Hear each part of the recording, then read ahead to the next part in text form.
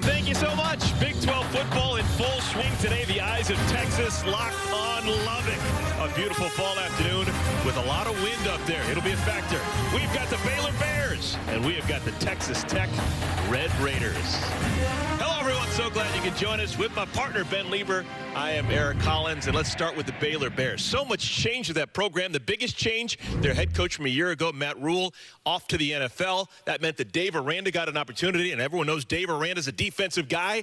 Well, his defense at Baylor's starting to play like he wants him to right now. Yeah, you go back a year ago, and this defense was fantastic at taking the football away. This year, early parts, not so much. Only 3 interceptions up until this game at Iowa State. And then guess what? 3 interceptions in just the first half. They say it's attention to detail in film today starting to pay off. This secondary is confident. They've got swagger. They've got the juice. Anytime the ball's in the air, watch for these guys attacking it. Well, if you follow college football in any regard, you know that Texas Tech over the last 2 decades has put up just wonderful offense. But this year, the offense is going about it a little different way. Yeah, most offenses want to run the ball to set up the pass. Well, these guys, I think when they're at their best, they get the ball down the field deep. They do that, then it sets everything else. The run game, the screen game, the quick game. And again, go back to last week, stagnant in the first half against TCU. Second half, they get some shots down the field. And then all of a sudden, their offense starts to pick up more efficiency, more production. They get the ball down the field. And one of the guys to watch out, Eric Ezukama, the man they call Easy, one of the best wide receivers in the Big 12. You can take a look at those rankings. Watch out for him down the field today. Let's do it. Late afternoon football from Lubbock, Texas. We've got a good one coming your way. We have got the Red Raiders of Texas Tech, and we have got the Baylor Bears. Stick around. Our kickoff is coming your way. Take a look at that, and you know exactly where you are in the world. The masked rider getting ready for football in Lubbock. It is the Baylor Bears and the Texas Tech Red Raiders. Let's do it. This is a series that goes back a ways, but they haven't played in Lubbock in a while. Last time they played in Lubbock was 2008. Remember, they used to always play the Dallas-Fort Worth Metroplex. Last year, they did play in Waco, and this year they're in Lubbock for the first time in 12 seasons. Classic autumn day. A little bit of a little crispness in the air, but still 76 degrees, but maybe the wind will be a factor. 29-mile-an-hour winds. We're being told gusts up to 40 miles per hour. And if you're a Red Raider fan, that's important because we're going to have a new kicker in Jonathan Garibay. So he's going to come out after a junior college transfer from California. His first action is on a windy day in Lubbock. Well, we've already had the coin toss, and Texas Tech, they won the toss. They've deferred the decision to the second half. So that means that Baylor will receive the football, and Texas Tech kicking into the wind. So this is our first opportunity to really gauge the wind, as Jonathan Garibay is going to put toe to leather. Got to kick in between those 30-mile-an-hour gusts. All the way into the end zone. Impressive leg strength, and the ball will be placed at the 25-yard line with the Baylor Bears on offense. Let's take a look at the starting unit. Start with the front 5 up front in front of Charlie Brewer. Well, they're starting to find some continuity with those 5 guys up there, but watch Jake Burton, number 73. He's a transfer from UCLA that they really like, and he's starting to really come on. The skill position guys, R.J. Sneed. I think everybody in America saw the catch from last week. He's the playmaker down the field. Baylor just 1 win on the year. It came way back early in the season against Kansas. Trying to get off the schneid. Brewer to throw on first down. Pass is complete. His young tight end, Drake Dabney, true freshman from Cypress, Texas. Had 3 catches last week. Picks up a catch on first down. Well, you see the numbers on Brewer. It's the lowest completion percentage he's had so far as a starter at Baylor. So things like that, like you just saw, the quick passing, those easy throws over the middle, it's paramount that he gets started fast early in this game. Craig Squirrel Williams is out for the year. Hurt his knee a week ago, so the tailback is Quaylen Jones. And this is Jones with his first touch. On 2nd down and 2, he tries the left tackle, picks up 5 yards, and a first down for Baylor. Well, just as I was talking about, Jake Burton, number 73, the right guard, he pulls on that, and he's able to seal off on the left side. Quick snap, and it's Jones again. Big hole out to midfield. They like this kid. They talk about his power. 5'11", 230 pounds. Yeah, he's a big boy. When he gets running downhill, that's a lot of power hitting the secondary. 13 yards on that carry for Jones. 3 in a row. And this time tough sledding, only about 3 yards. On his back is Colin Schooler and Tyree Wilson, a gain of 3. Well, right now, if you're Texas Tech, you're going to have to manage the tempo. It's one thing to practice the tempo during the course of the week, but when you get into the game, it's much different. Here's a look at their 3-man front. You can see Tyree Wilson in there for Eli Howard. He's a little banged up. And Tony Bradford Jr., one of the stalwarts up there. Krishawn Merriweather and DeMarcus Fields in the back end. 2 guys to watch in the second and third level. First time in 3 weeks Tony Bradford's been able to play. That's a big addition for Texas Tech. Quarterback keeper and a short gain. It'll bring up 3rd down. And again, that's a part of getting Brewer in a rhythm. It's not so much the quarterback designed run game. It's these extended plays. Watch out for that for the course of this game. If he gets pressured, he's really good about those second plays, those second efforts, getting out on the outside and finding the open receiver on those extended plays. 3rd down and 5. First drive of the ball game. Treston Ebner in the backfield. He's the safety valve for Brewer. And Ebner with the catch. And the catch is complete, but it's going to be short of the line to gain. It'll be 4th down. Ebner's so good out of the backfield, just didn't have enough chance to get the feet going. Yeah, he's really good out of the backfield. They like him. He's more of a slot receiver, but you see how close he was. They go for it here on 4th down. A quick snap, and I don't think he got there. Nope. They tried a sneak attack, and Ebner was denied. Tony Bradford was a part of the problem. Well, tremendous stop there for Texas Tech. And the thing that I liked about that drive is they didn't bring any pressure. They brought 3-man, 4-man defensive fronts. They may not be getting right to Brewer when they want to, but having 7 to 8 guys in coverage, that's important. If the ball gets caught, there's always a red jersey there to tackle them right when they catch it.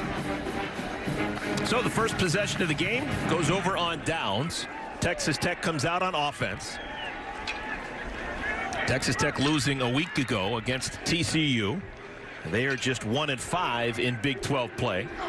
Their quarterback making his 4th start of the year, Henry Colombi. And Colombi's first pass is complete.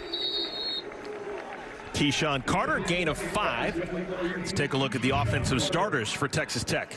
Yeah, this front 5 had a hard time with a lot of twists and movement, so it's going to be important that Dawson Deaton gets the communication up there. And TJ Vasher, they need to get this big, tall receiver going. On the run, Colombi's pass is caught. Once again, it is Carter. 2 straight catches for him. That one a gain of 10, and the chains will move. And you see the tempo now for Texas Tech as well. We saw it from Baylor. Now you're seeing this tempo game from Texas Tech. Little look with me action as Colombi looks to the sideline. Colombi starting 4 straight games after Alan Bowman had started the first 4.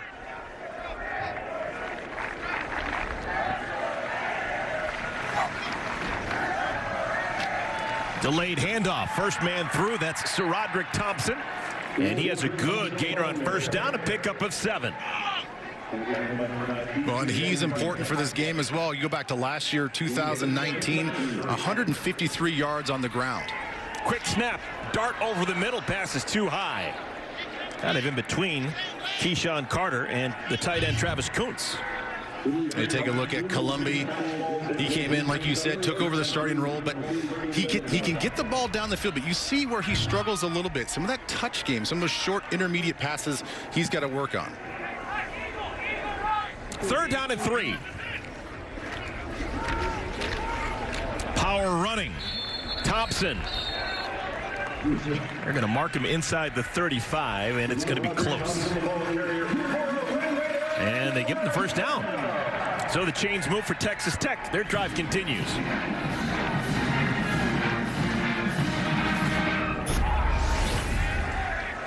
Take a look at this play here. Dylan Doyle, the transfer from Iowa.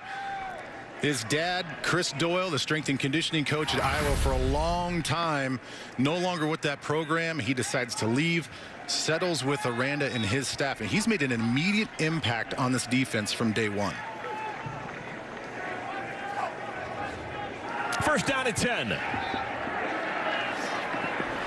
Trying to shoot it over to the back out of the backfield, and it's way too high for Thompson. Well, you talked about Dylan Doyle. Let's get to the rest of the defense for Baylor. I'm so excited to watch William Bradley King. He's the transfer from Arkansas State, and he is fantastic with his upper body violence. Then you get Dylan Doyle, and then you get Jalen Petrie in the back end. Watch out for that guy. He's kind of a do-everything secondary player. Surprise quarterback keeper, and Columbia pays the price. Absolutely crunched. That was Bradley King in on the stop, the guy you were talking about. Looks the part. 6'4", 250 pounds. Is William Bradley King, and he can really run. Well, he's played some multiple positions already on this Baylor defense, kind of a hybrid outside linebacker. They moved him now to a true defensive end with his hand on the line. But he really pops on tape because, again, his upper body violence, his long arms, the way he can use his hands to get these offensive linemen on him, it's very impressive, very instinctful player. Third down and 9. Quick hitter. This is Keyshawn Carter, who's got 3 catches on this first drive. He's quickly stoned at about the 25-yard line.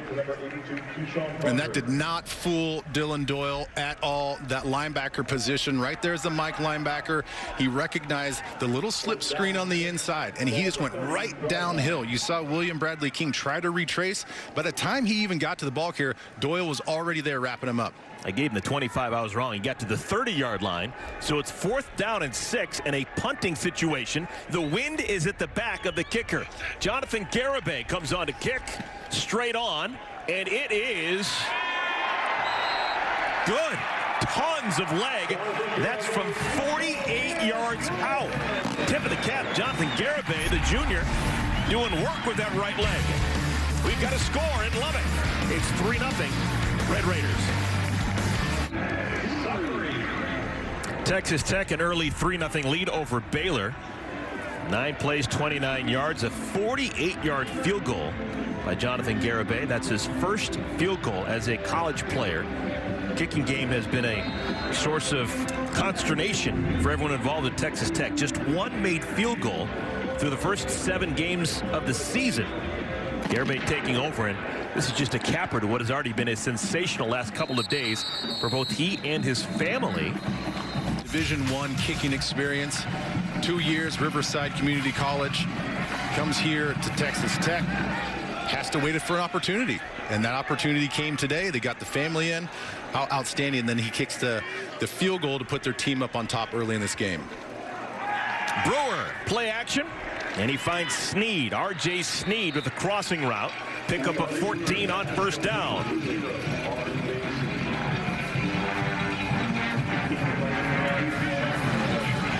Once again, Baylor looking to go fast. We saw this on their first drive that stalled after they crossed midfield. They get to the line in a hurry, and then they look at the coaching staff to see what the play call is. Well, a lot of times the offensive staff is looking to see what coverage is, where the safeties are, and then they relay that information with a new play to the quarterback. Jones. Brought down by the middle linebacker, Merriweather, after a gain of 2. Impressive game last week for that number 1 Texas Tech. Merriweather was injured last week. They didn't think he was going to get a chance to play, but he did. Only played 35 snaps, but in those 35 snaps, he had 7 tackles. Yeah, he's a monster in the middle. He's a guy that they say he's tough as nails, too. Jones, another carry. Hard to bring down out to the 45-yard line. Gain of 5. And it'll bring up 3rd down and short. And we were talking to Larry Fedora, the offensive coordinator for Baylor, and we talked about Jones, and we're like, hey, what do you like about him? He's like, you know, I know he's listed at 230 pounds, but he's more like 240 pounds. So he's a big guy. He's a load to bring down, and you see it right there. Those arm tackles, those little shoulder tackles, hard to do, and it's going to wear on this defense as the game goes along.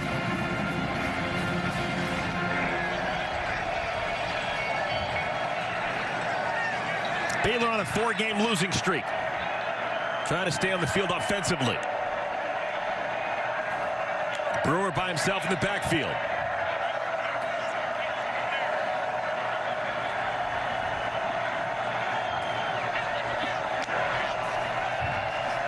Just a three-man rush.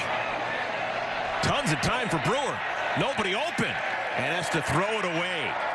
Wow. Brewer was looking, and he saw 8 defenders not rushing him and couldn't find anyone open.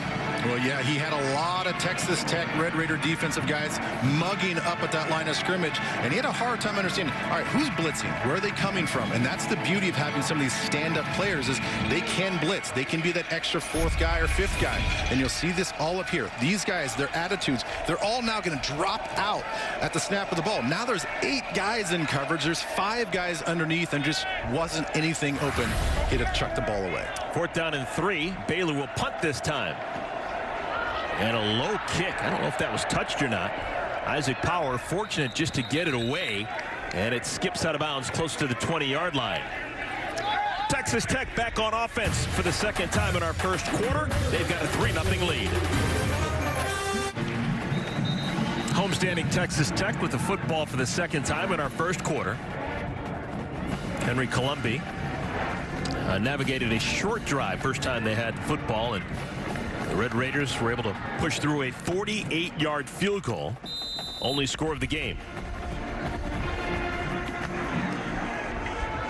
Colombi 3 of 5 passing the football for 18 yards on that first drive. Out in space, they get the ball. Miles Price. And Price has 5 yards on first down. You know, Price is one of many freshmen that are in that passing game for Texas Tech. Another element to this Texas Tech offense, I'd like to see more running back screens in this game as well. Trying to get the ball out, and Colombi had it swatted back into his face. I don't think it actually left his hand, and so it's going to be a sack, a loss of 6. Well, I think he was trying to say that he wasn't completely down. As you see, William Bradley King the first to get there, and he's still fighting. That's why he takes off running. But your forward progress was definitely stopped. So the loss pushes him behind the sticks. It's 3rd down and 11. Line to gains the 30. Taj Brooks into the game in the backfield. See Baylor man-to-man situation. You see Jaron McVay, the safety, going in motion with the wide receiver. That's telling him they were man-to-man. Dart pass is complete, and what a hit late on. Polk with the catch, but he is stoned before he got to the line to gain. It's a gain of 9. Well, that's the type of tackle that Christian Morgan had to put on that play. He was right near the sticks, and he's a big-bodied guy that if he just finds a crease and leans forward, he could possibly pick up that first down. So it needed a tough, aggressive tackle that Morgan just displayed. So the punt unit comes on. And a whistle stops play. That was a bad snap. Maybe wind was an issue. Jonathan Garibay is actually back to punt. False start. Offense. Number 6. 5-yard penalty. Still 4th down. So this is actually news. We knew that Garibay was going to be the field goal kicker, taking over for Trey Wolf. We did not know that Garibay was going to punt instead of Austin McNamara. Yeah, so he's pulling double duty today. It's an interesting move. And I wonder if there's something else going on with McNamara. He's one of the bigger legs in this conference, if not the country. Wind is at the back of Garibay. That's going to take a big hop. Wow. Nice kick for Garibay for his first collegiate punt. And the return by Gavin Holmes. 53-yard punt, nominal return. Pretty good start to the day for Garibay. 3-0 Texas Tech. Dollars. Another crack at it for Charlie Brewer and the Baylor Bears. 3rd possession of the quarter.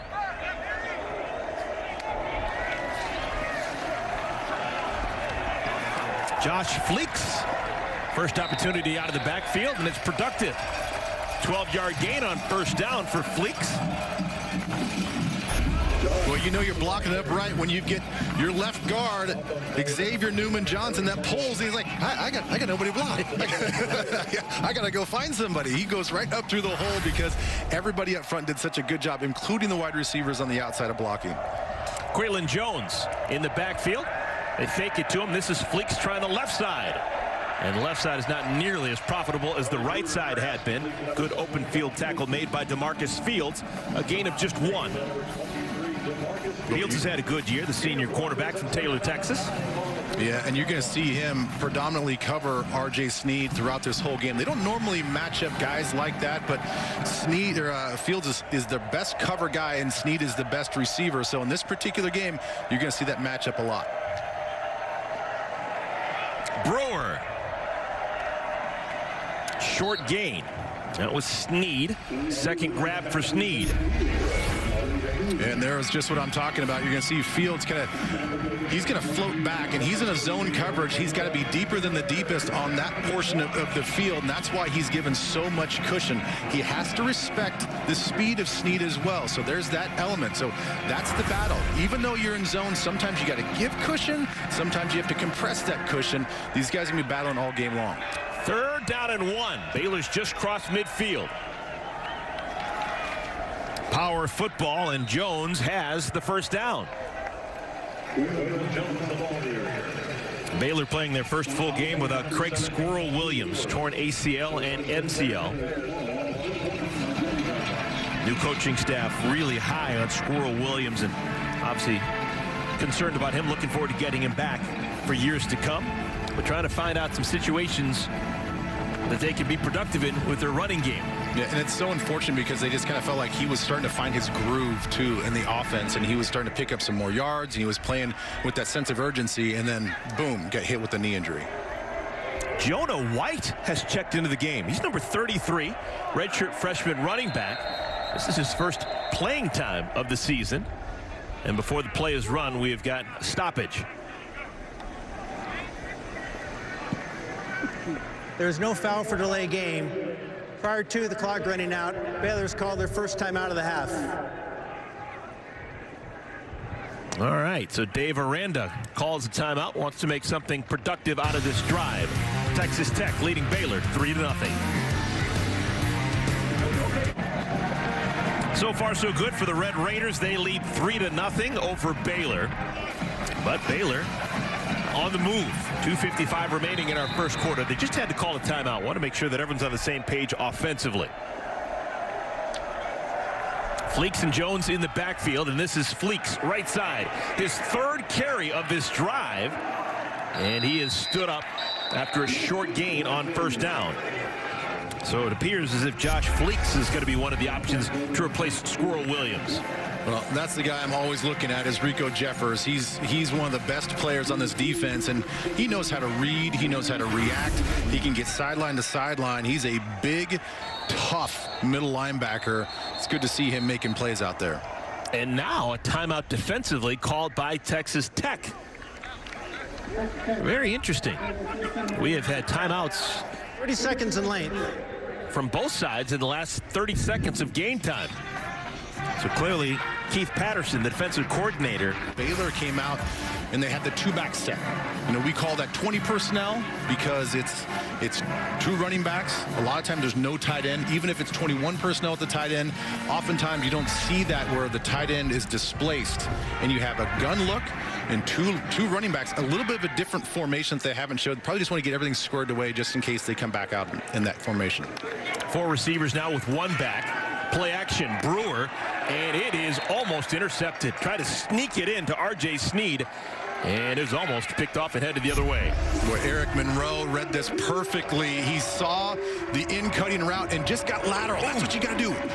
You don't go downhill when you feel those slants. You have to get lateral and even sometimes gain a little bit of depth when you're going to attack those slants. Almost pick that ball off. 3rd down and long. Quaylen Jones in the backfield with Brewer. You see the body language again. All those guys mugging up front. Windy day. Brewer throwing into the wind. And going down. Rico Jeffers got him. Loss of 7. Well, see, that's the confusion that a four-man front can give you. You don't know which guy is going to be blitzing or pressuring. They give a little bit of a stunt on the outside as well, and it just confuses those guys just enough. All you have to do a lot of those times is just find the edge of the offensive lineman. If you can get to that shoulder pad and you can get those guys turned a little bit, you can do some damage. I like the defensive approach right now for Texas Tech. Confuse this offensive line as much as possible. This kick will be into the wind again. Isaac Power, end over end. No fair catch. Dangerous play. Out to the 15-yard line goes Chuks Wabuka. 36-yard punt, 2-yard return.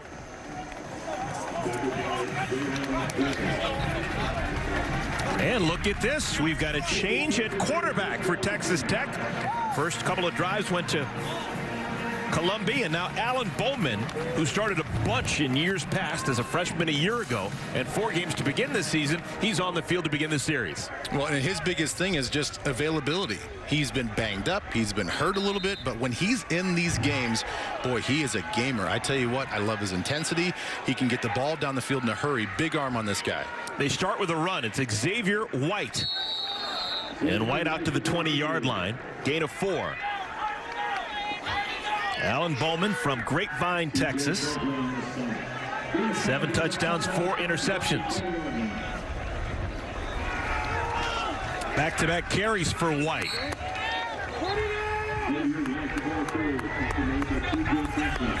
Well, and this is the part that I don't love with the new quarterback. Now you put him in a third and obvious pass situation.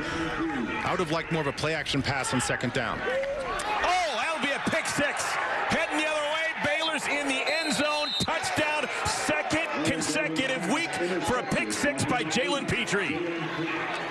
Well, and that's the thing I was worried about. You get a guy coming off the bench, and you run the ball 2 times on first and second down. You don't get the yardage that you're looking for. You did a decent job on first down. That's the play with the new quarterback that's coming in to find his rhythm. Play action pass, something easy on the outside to hopefully pick up that first down. You get into third and obvious. Everybody knows you're going to be throwing the football. They rely on the quick game because they're just going after the sticks. And Petrie, because he's a smart football player and one of the most instinctful football players on Baylor's defense, reads it perfectly and picks it off. Extra point is good, and Baylor is on the scoreboard for the first time, and they do it with defense. Ben Lieber, you talked about it before the game even began. Dave Aranda believes in an opportunistic defense, and Jalen Petrie is the apple of his eye with what he has been able to do with those instincts playing defensively 2 consecutive weeks with interceptions for touchdowns. And I talked to Aranda about him specifically. I said, hey, tell me about this Jalen Petrie guy, because he's another one of these guys that just really shows out on tape. I mean, he has this presence about him, this swagger, this look. He looks like an NFL player to me. And he said, listen, he may not test very well when it comes to speed, agility, all those measurables, but you get him in a classroom, he knows everything. He knows exactly where every guy's going to go in every defense against every formation. He's barking out calls, he's telling guys where to go, and he always gets to where he's supposed to go. So maybe he's not going to test very fast, but he knows instinctively where to go, and that's what it takes. You just got to be a smart football player. And again, that play right there, he knew by down and distance, all right, probably going to be some sort of in-cutting slant route, something quick. Well, I don't have to drop back. I know my zone coverage, and if I have to buzz out to the flat, that's what I'm going to do. He read the quarterback's eyes, did a brilliant job of doing everything that you asked to do, and you saw him just walk into the end zone because it happened that fast and that quick. Pick 6 for Baylor because of some smart football play by Jalen Petrie. This kickoff should be returned. This is into the wind.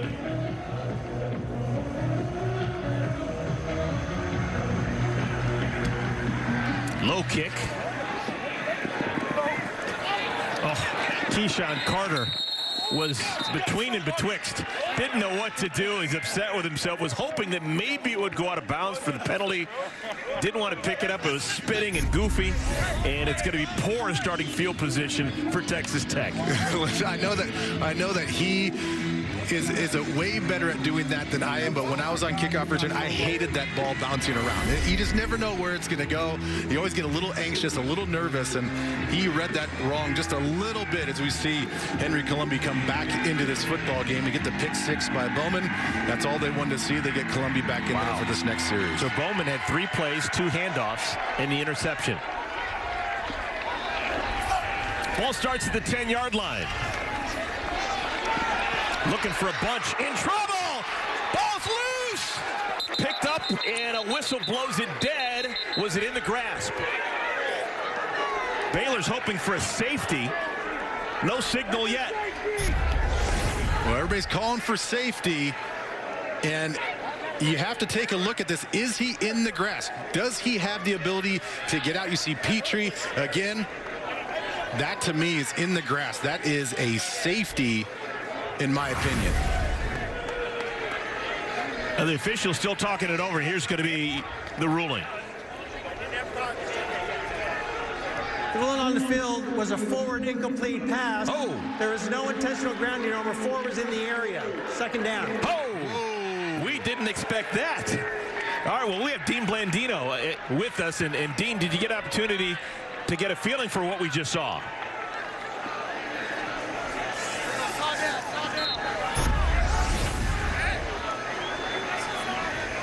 They can look at, is this a forward pass or is it a backward pass?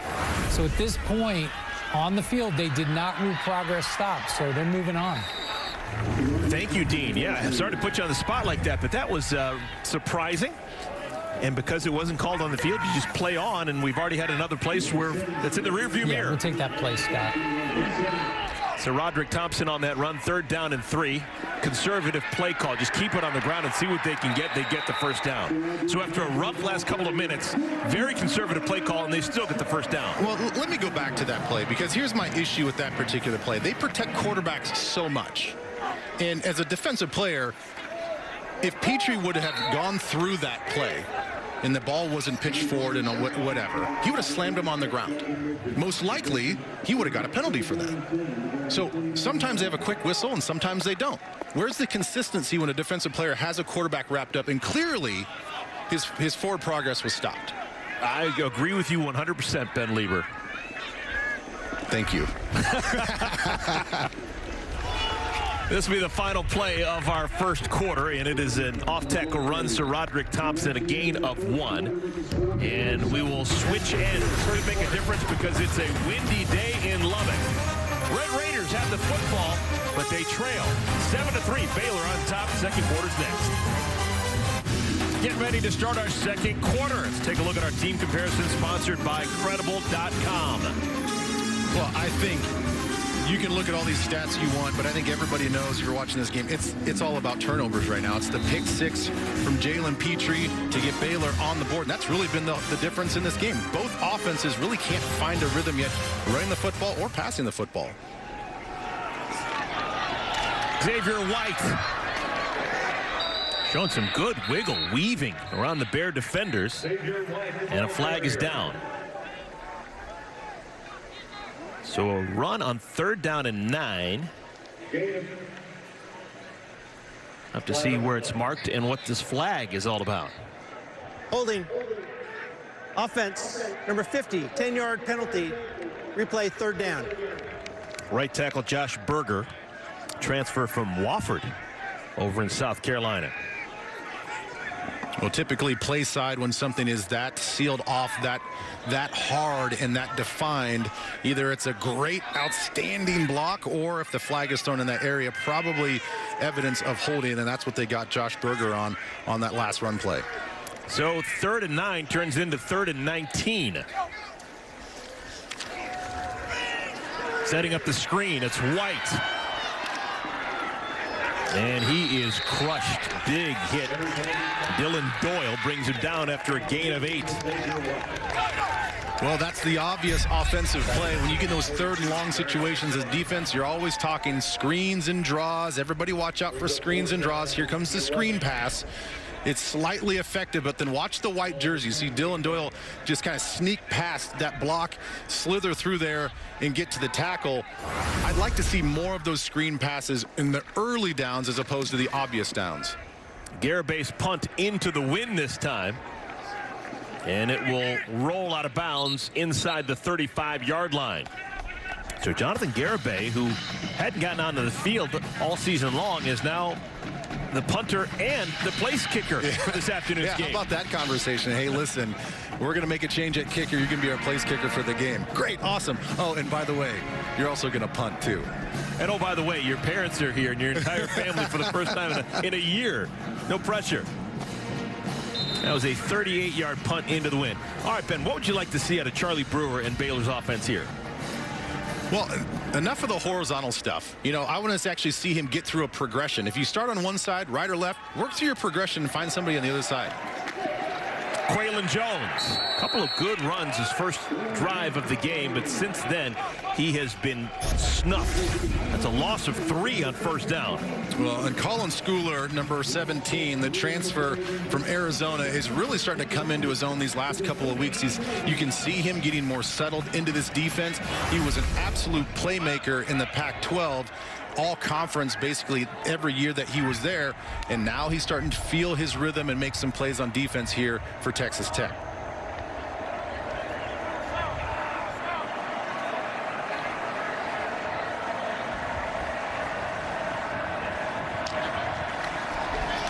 Jones gets her on that first wave, still on his feet, and he crosses over the 40-yard line. Looked like not much was there, but he turned it into something significant. It's a gain of 12. That'll bring up third down and short. Yeah, he really did. Watch the big guy. We talk about 230, 240 pounds, depending on who you're talking about and who you're talking to. But watch the balance. He's able to take the hit and just get that left hand down to give him a few extra yards. So he's a big, powerful back, and he's displaying some nice footwork and nice balance as well. They give it to him again on third down. Jeffers almost had him in the backfield, and it'll depend on the spot. Well, I think he did get him in the backfield. Again, when you mug up to the line of scrimmage like that, again, you always have to go through your count as an offensive lineman, and sometimes those guys back out. And now they bring a blitz from depth. Enrico Jeffers, one of the best guys in the conference as far as a middle linebacker. See how he snuck through there so quick, turned his shoulders just a little bit, get him down for a tackle for loss, and they're going to go for it here on fourth down. Wow, interesting decision early on for Dave Aranda. They've already burned one timeout. Will this be a situation where they're just trying to get the Red Raiders to jump off sides? Nope, they're going to go for it. Fourth down play.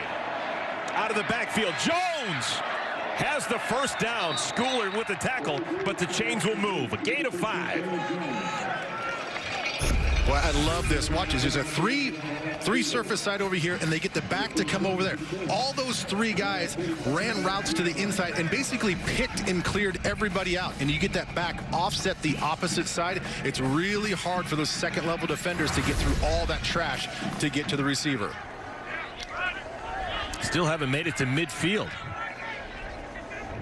This drive has been an adventure for Baylor. 11.5 minutes remaining second quarter.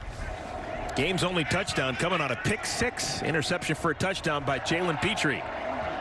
Clothesline, and a flag comes in. That was a high tackle right around the neck. Jonah White was the ball carrier. Yeah, it looked like he got his face twisted around. Check out this replay. You're going to see the big paw come up there.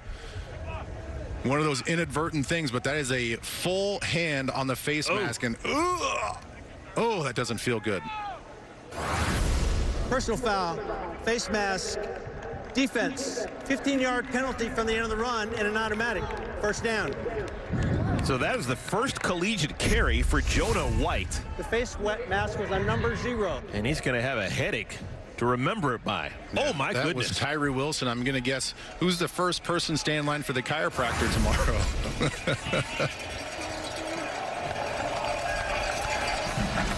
So a big play because it's a 15-yard gain on the penalty. Ball's at the 35-yard line.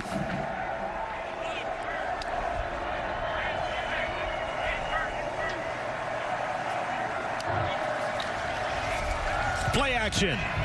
Brewer looking for his tight end, and the pass was too high actually had his tight end and back in the same area. Dabney and Jones were equally close to that football. Yeah, that is not how it's supposed to look. You know, they're trying to get a wheel route with Jones on the outside, and then Dabney, he runs out there as well. You're going to see the wheel route here, and you're going to see also a wheel route here. That's not the way it's supposed to be drawn up. You don't want to have two guys in the same situation, the same vicinity as that football. 2nd down and 10. Jones. Nice Zuzu inside the 25 to the 21. 14-yard gain for the redshirt freshman from Grand Prairie, Texas. Well, I like the way he runs. I mean, he doesn't run like a big back.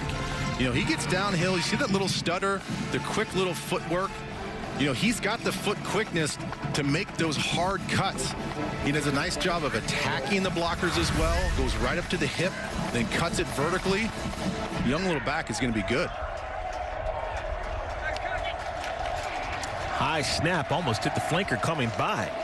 It's Tay McWilliams on his first carry of the day, and he gets it inside the 20. Now remember, with the wind at the back of Baylor, they're clearly already in field goal range.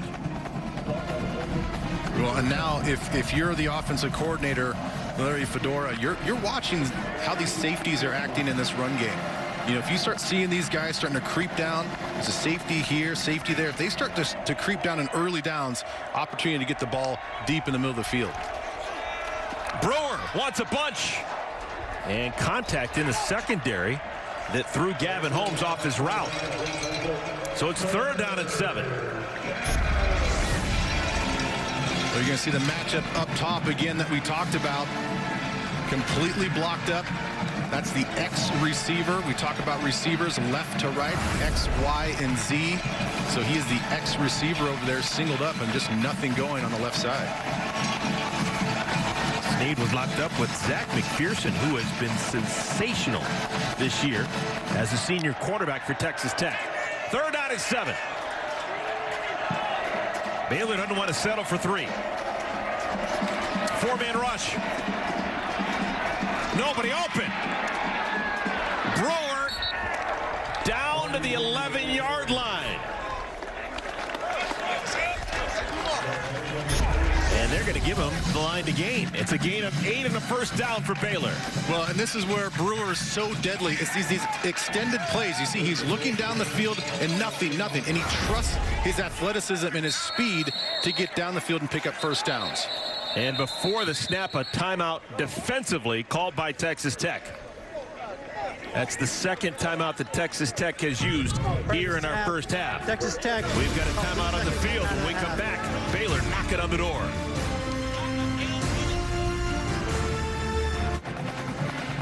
Charlie Brewer leading the offense back out in the field. Interesting to note, Charlie Brewer has an older brother, Michael Brewer, who used to be a quarterback at Texas Tech. Was at Texas Tech before transferring to Virginia Tech. If he wants to be technical, those are the 2 schools he went to. Yeah, smart. Smart guy. All right, so Texas Tech calls the timeout. Their 2nd timeout of the half. And 9:19 remaining. 1st down and goal. Ball's right on the 10-yard line. Fleeks goes in motion. And the first man through this is Jones, the power back. Barrels forward for a couple. Jalen Hutchings, among others, on the stop. 2nd down. Yeah, this is an area of the field where they haven't used the tight ends much throughout the season, except these last 4 games, these tight ends have 4 touchdowns. So this is obviously the area where you get in the red zone, look for your big tight ends. There's one of them right there. That's Christoph Henley. 12th play of the drive. Jones inside the 5. Again, Hutchings on the tackle, but a decent gain. It'll bring up 3rd down and possible 3rd down and inside the 5-yard line for Charlie Brewer and Baylor. Yardage coming in short chunks for Dave Aranda's bunch. Yeah, it's been a grinded out sort of drive, hasn't it? We had that 15-yard penalty. That's a big chunk of offense for Baylor. But outside of that, it's been a lot of Jones just kind of grinding out these run plays. Baylor's already up 7-3. Freshman tight end Drake Dabney just checked into the game.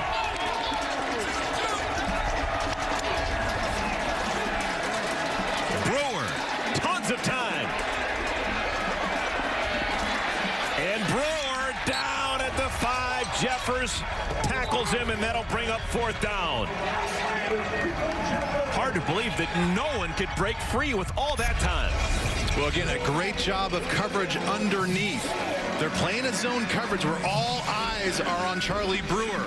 So if the first read is not there, they're not great with their progressions going from 1, 2, and 3. And you get down the red zone, things have to happen fast. So credit to the Texas Tech defense. John Mayers comes on. Baylor will have to settle for a 22-yard field goal. Tough angle. And he slices it through. So the Bears, with dreams of a bigger number, have to settle for 3. Their lead is now 7. 10-3 ball game in Lubbock. Around the Big 12, just 2 games. Yeah, 2 games. A game in West Virginia, and you got us. Yeah. 2 games in the Big 12, and then a whole bunch of games postponed and canceled. So craziness going on in college football. And then we got 2 teams that just decided to play pickup football at the Rose Bowl tomorrow. I think that's awesome. Tip of the cap to the folks out of the Pac-12. I think that's fantastic. This kickoff is with the wind, and the wind actually blew the ball off the tee. In case you missed it, folks, we're talking about UCLA and Cal. Are playing tomorrow afternoon. It was originally supposed to be Cal and Arizona State, but issues at Arizona State. It was going to be Utah and UCLA, but Utah had issues. And so at the last minute, the Pac-12 saying, you know what, let's just have UCLA and Cal play on a Sunday. So without game planning for each other, without, thinking 7 consecutive days, this is how we're going to beat each other. They just said, let's just play. I think it's great. I like it because you get to simplify every game. Henry Colombi back in the game. He was actually replaced for 1 series, and that didn't go well at all. It was 2 runs, and then Alan Bowman threw an interception that was returned for a touchdown. So ever since, it has been Colombi back in the game. And I got to imagine that Alan Bowman is going to get some more snaps in this game.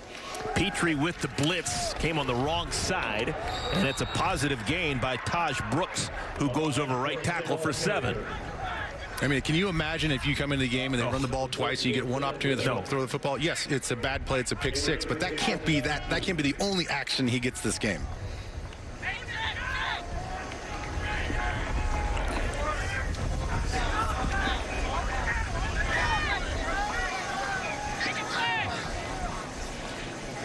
Second down and 3.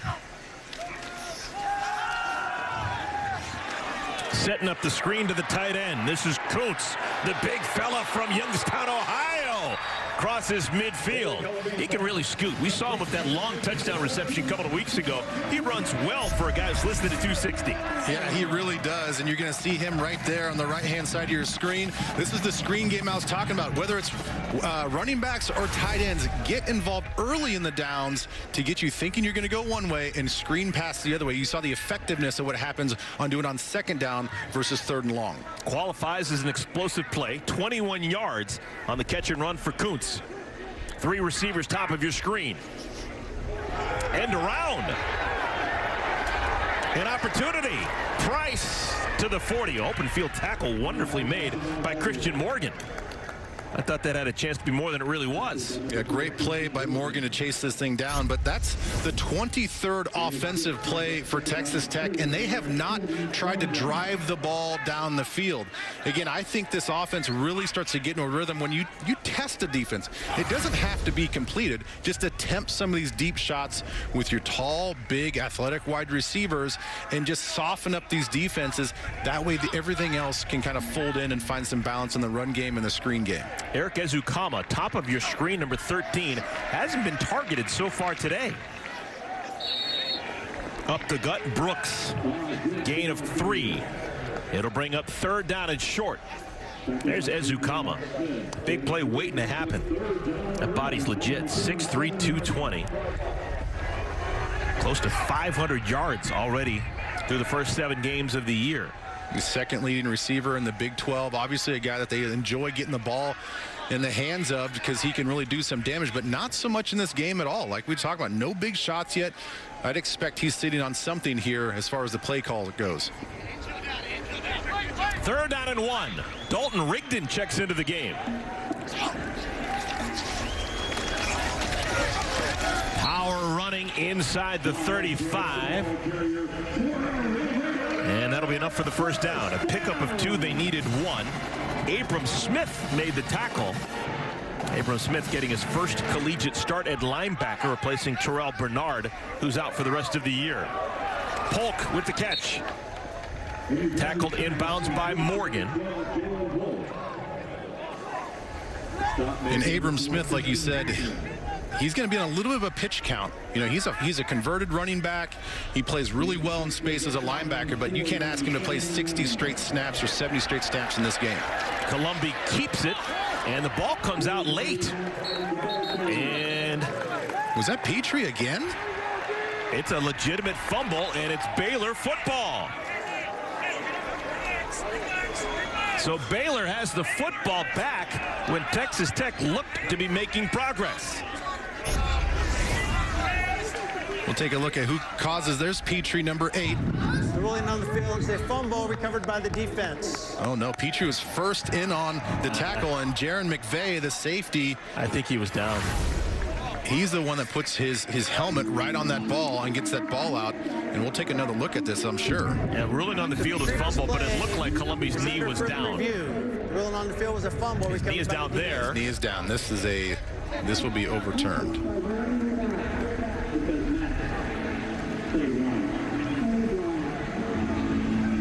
Columbia took a shot. So you need conclusive video evidence to overturn a call, and I believe that's conclusive video evidence. I think that's pretty clear. And in my eyes, you see Columbia right there. I don't know if he's actually in pain or if he's feeling dejection because he knows he just coughed the ball up, but he's upright in the huddle, seems to be okay. Yeah, I think they'll take a look at this, and I think this will be quickly overturned. We have great camera angles to show that on the spin, you're going to see the knee touch the ground. He is down right there. Clearly has full control of the football, even when then McVay comes in there and hits the ball out. But at that point in time, it's a moot point because play is dead. There it is again. Slightly blocked, but you can tell that that knee is firmly on the ground.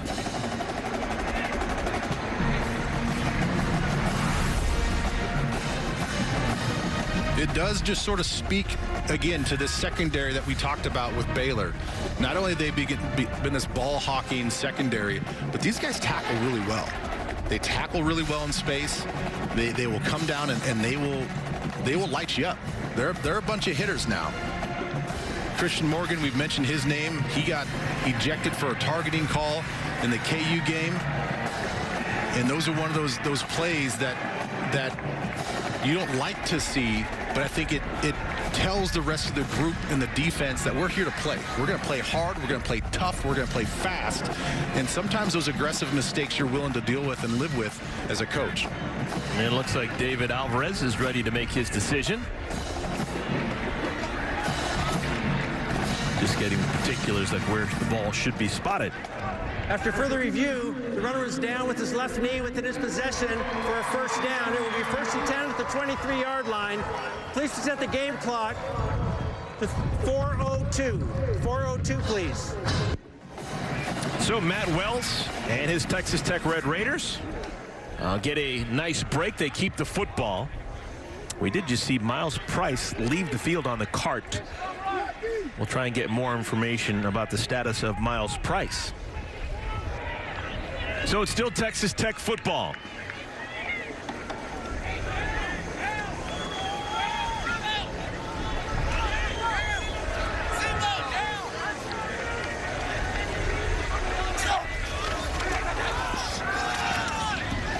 Brooks inside the 20 to the 18. 4-yard gain, 2nd down and 6.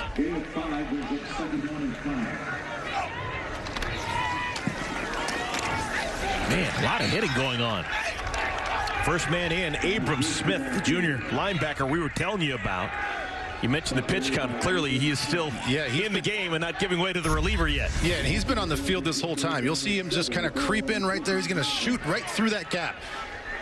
That's nice to see that he understands instincts, his gap responsibility. He shoots the gap with no hesitation and makes the play in the backfield. It's actually a loss of a yard, so 2nd and 6 turns into 3rd down and 7. They move the tight end Kuntz. There's Ezukama at the top of the screen. Talked about his stats. Not a lot of production today. They hand the ball off on 3rd down and 7. Looking for a running room is Thompson. Got a couple, but not nearly enough. And it's going to be 4th down and about 3. Surprising play call. Really interesting play call. I mean, Texas Tech right now is only averaging about 3.8 yards on the ground. So it was 3rd and 7, and they opted for a run. And now they're going to go for it. They're kicking into the wind if they wanted to, but you can't imagine this would be a 25-yard field goal.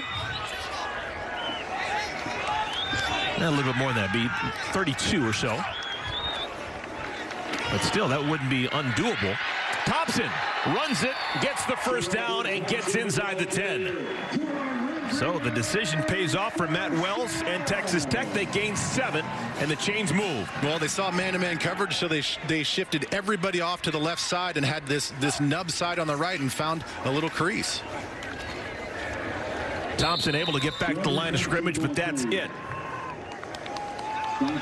Both teams methodical drives without explosive plays. Yeah, it was the screen pass early in this drive for Texas Tech, and conversely, it was a 15-yard face mask penalty that Baylor got that really advanced the football for them. So a lot of just grinded out on the ground with their running backs.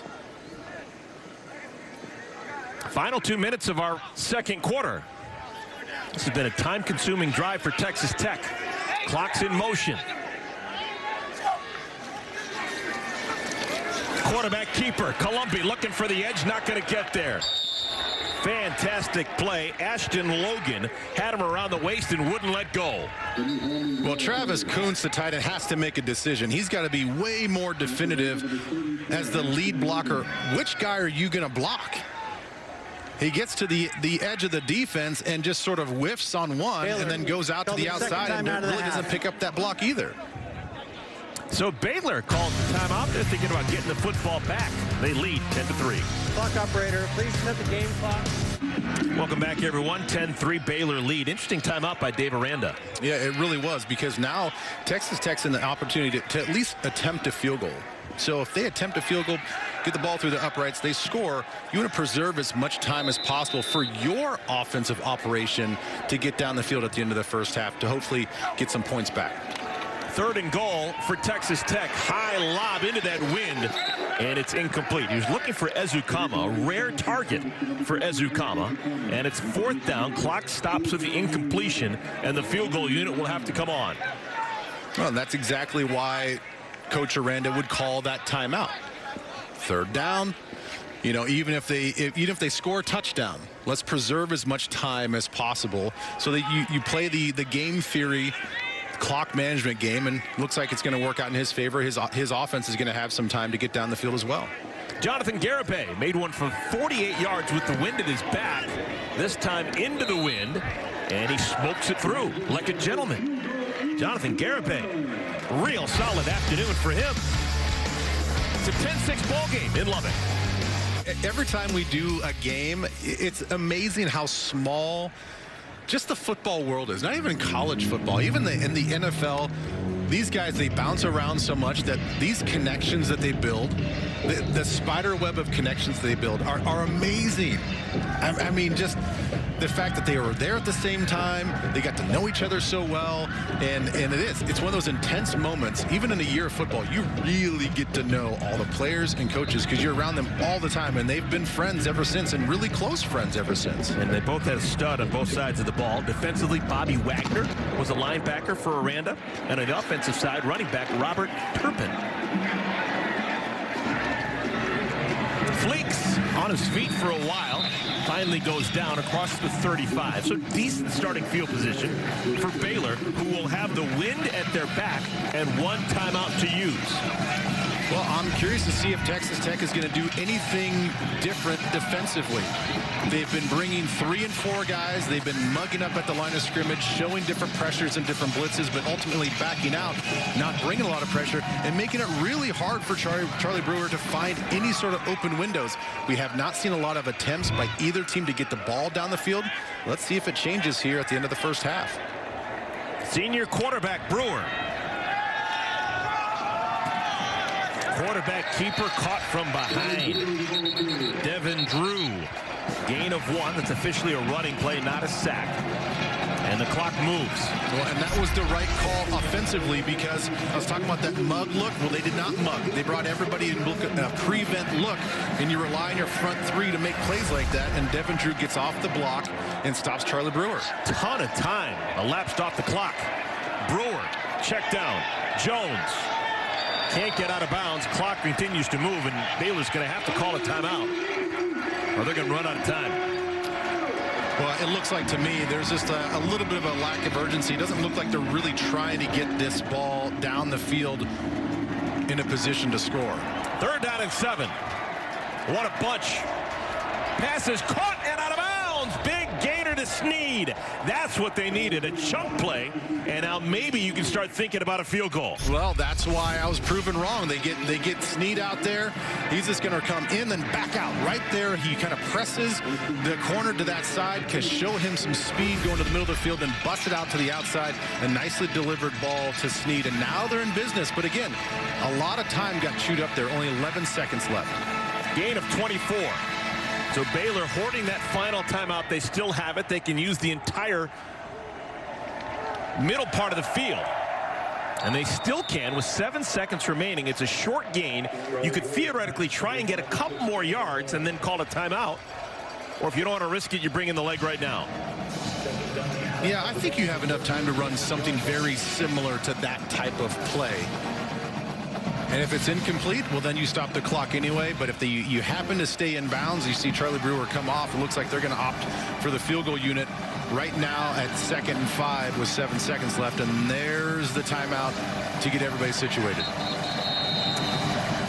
So we are going to have a timeout called by Dave Aranda. Wants to make sure that everyone's on the same page. Called their 3rd final timeout of the half. As Kirk Ferentz likes to say, you can't take your timeouts home with you. So Dave Aranda burns his instead of rushing his kicking unit onto the field. Yeah, very interesting callback from last night with the Minnesota game and Iowa game. Yeah, there was a little bit of a little chest puffing going on between each coach at the end of that game. Using timeouts as a weapon, huh?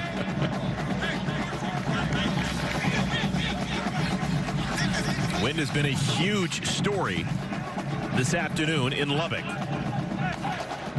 Gusts of up to 40 miles per hour. This kick will be made with the wind at the back of John Mayers. And look at this. Charlie Brewer is back out on the field. It would have been about a 48-yard field goal, but maybe they're going to try and squeeze one more player. Is this a shot to the end zone? And now Texas Tech calls timeout. I think Texas Tech was going to call. Texas Tech has called the 3rd and final timeout of the half. 60 seconds in length. Well, they were going to call a timeout regardless. Even if they had lined up for a field goal, I imagine that they were going to make him think about it a little bit longer and play that mind game of getting another timeout. Again, can't take a timeout into halftime, so why not just burn it? You get the offense back on the field, and you're like, all right, guys, let's take a timeout. Let's take a look at their formation, see what they're going to do. Let's go through and make sure that we're really confident in a defensive call here. So a little bit of game strategy. And again, I think that you still have time with 7 seconds left. Something quick on the outside. I don't foresee them really taking a deep shot here into the end zone. I think it's going to be a quick hitting thing to the outside. Make sure the receiver gets out of bounds, stop the clock with about 2 to 3 seconds, and then you attempt a field goal.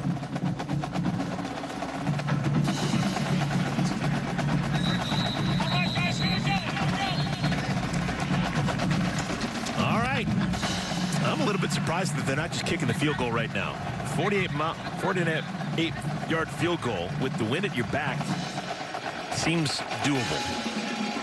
Well, sometimes the wind at your back is not a direct wind at your back. You know, we kind of saw that in the pregame, kicking this direction. It's a little bit right to left as well. All right. So maybe that plays into it. I'm buying it. Senior quarterback Brewer. Got to be careful. 7 seconds remaining in the second quarter. Live to fight another day. Nothing doing. So now the field goal unit will come on. Well, and smartly, Texas Tech, they know what the game situation is. They stacked 3 guys up on the line, on the sideline there to prevent any sort of quick catch. Nicely executed by them, and now you put Baylor in a situation on a 48-yard attempt, and you got to play the wind just right. Career longest field goal, 51 yards for John Mayers, sophomore from Flower Mound, Texas. 48-yard field goal with the wind at the back. You betcha. John Mayers doing work. Longest field goal of his season, and the lead is back up to 7 as we have reached halftime in Lubbock. 13-6 is your score. I'd have to say that Dave Aranda, he managed that last minute and a half beautifully. Stay tuned for the State Farm halftime show after the break.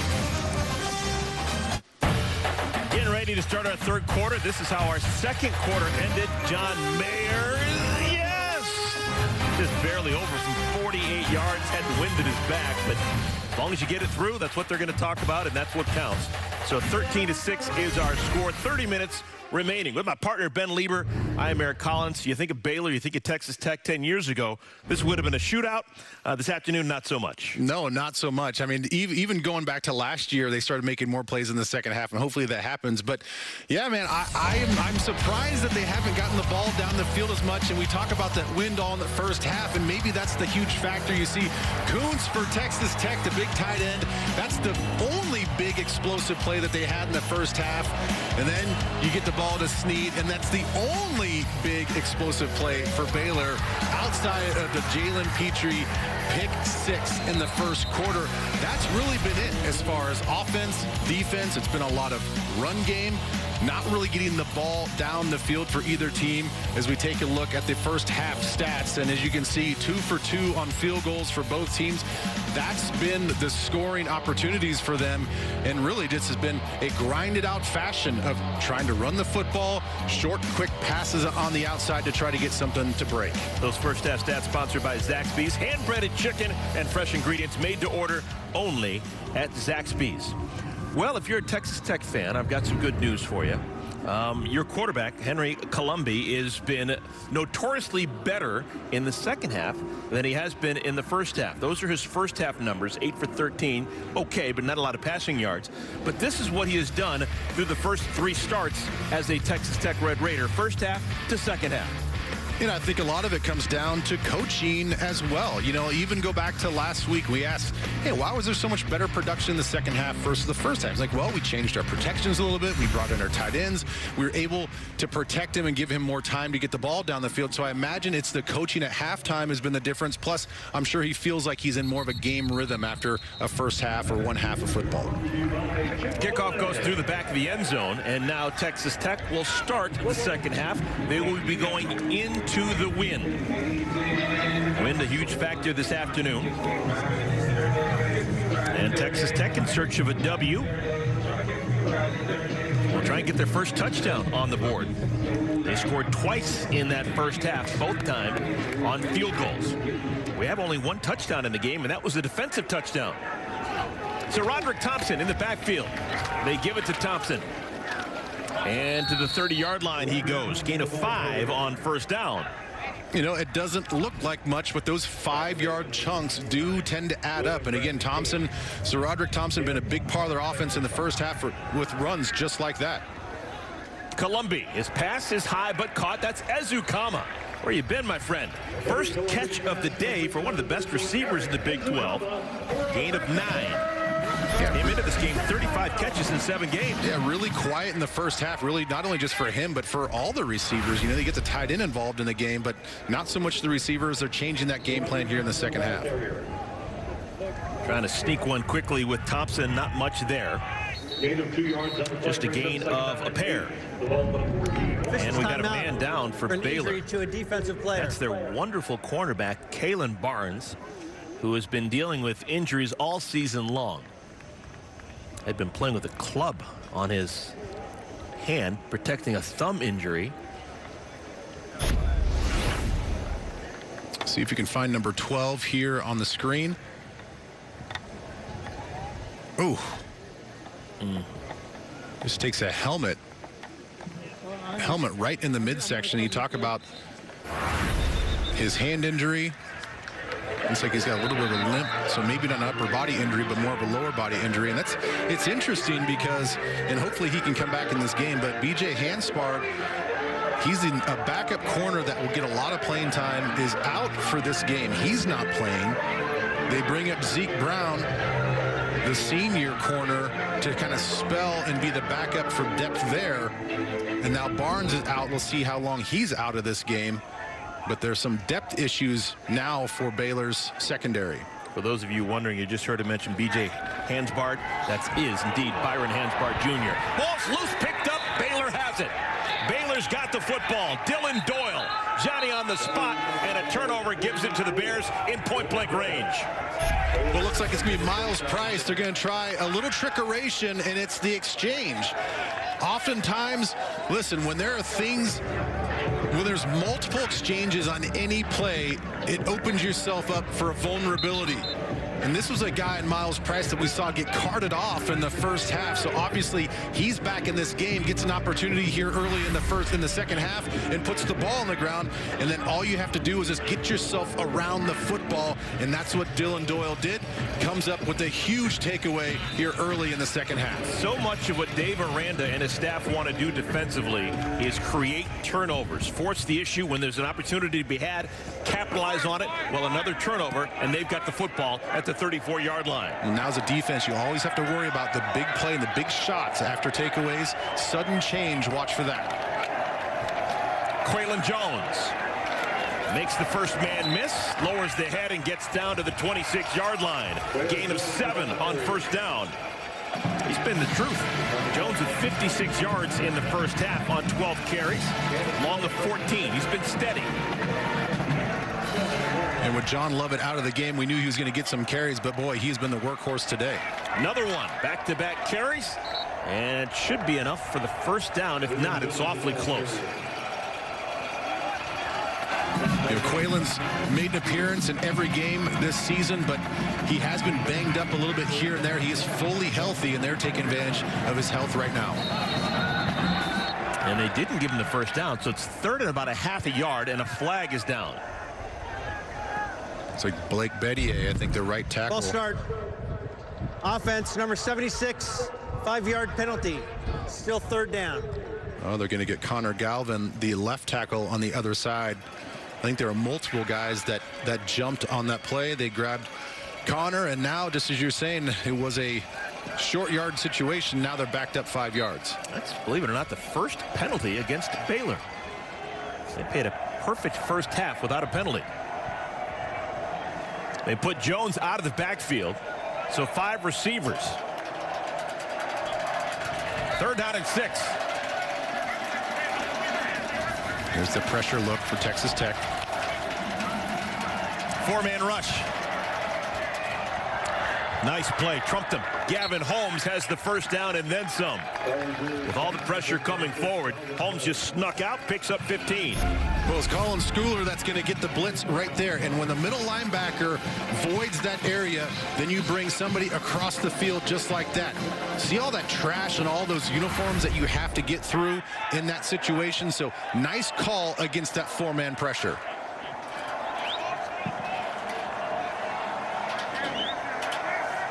Chance for a first down inside the 5-yard line. First down and 10. Delayed handoff to Jones. To the 10 and the 9.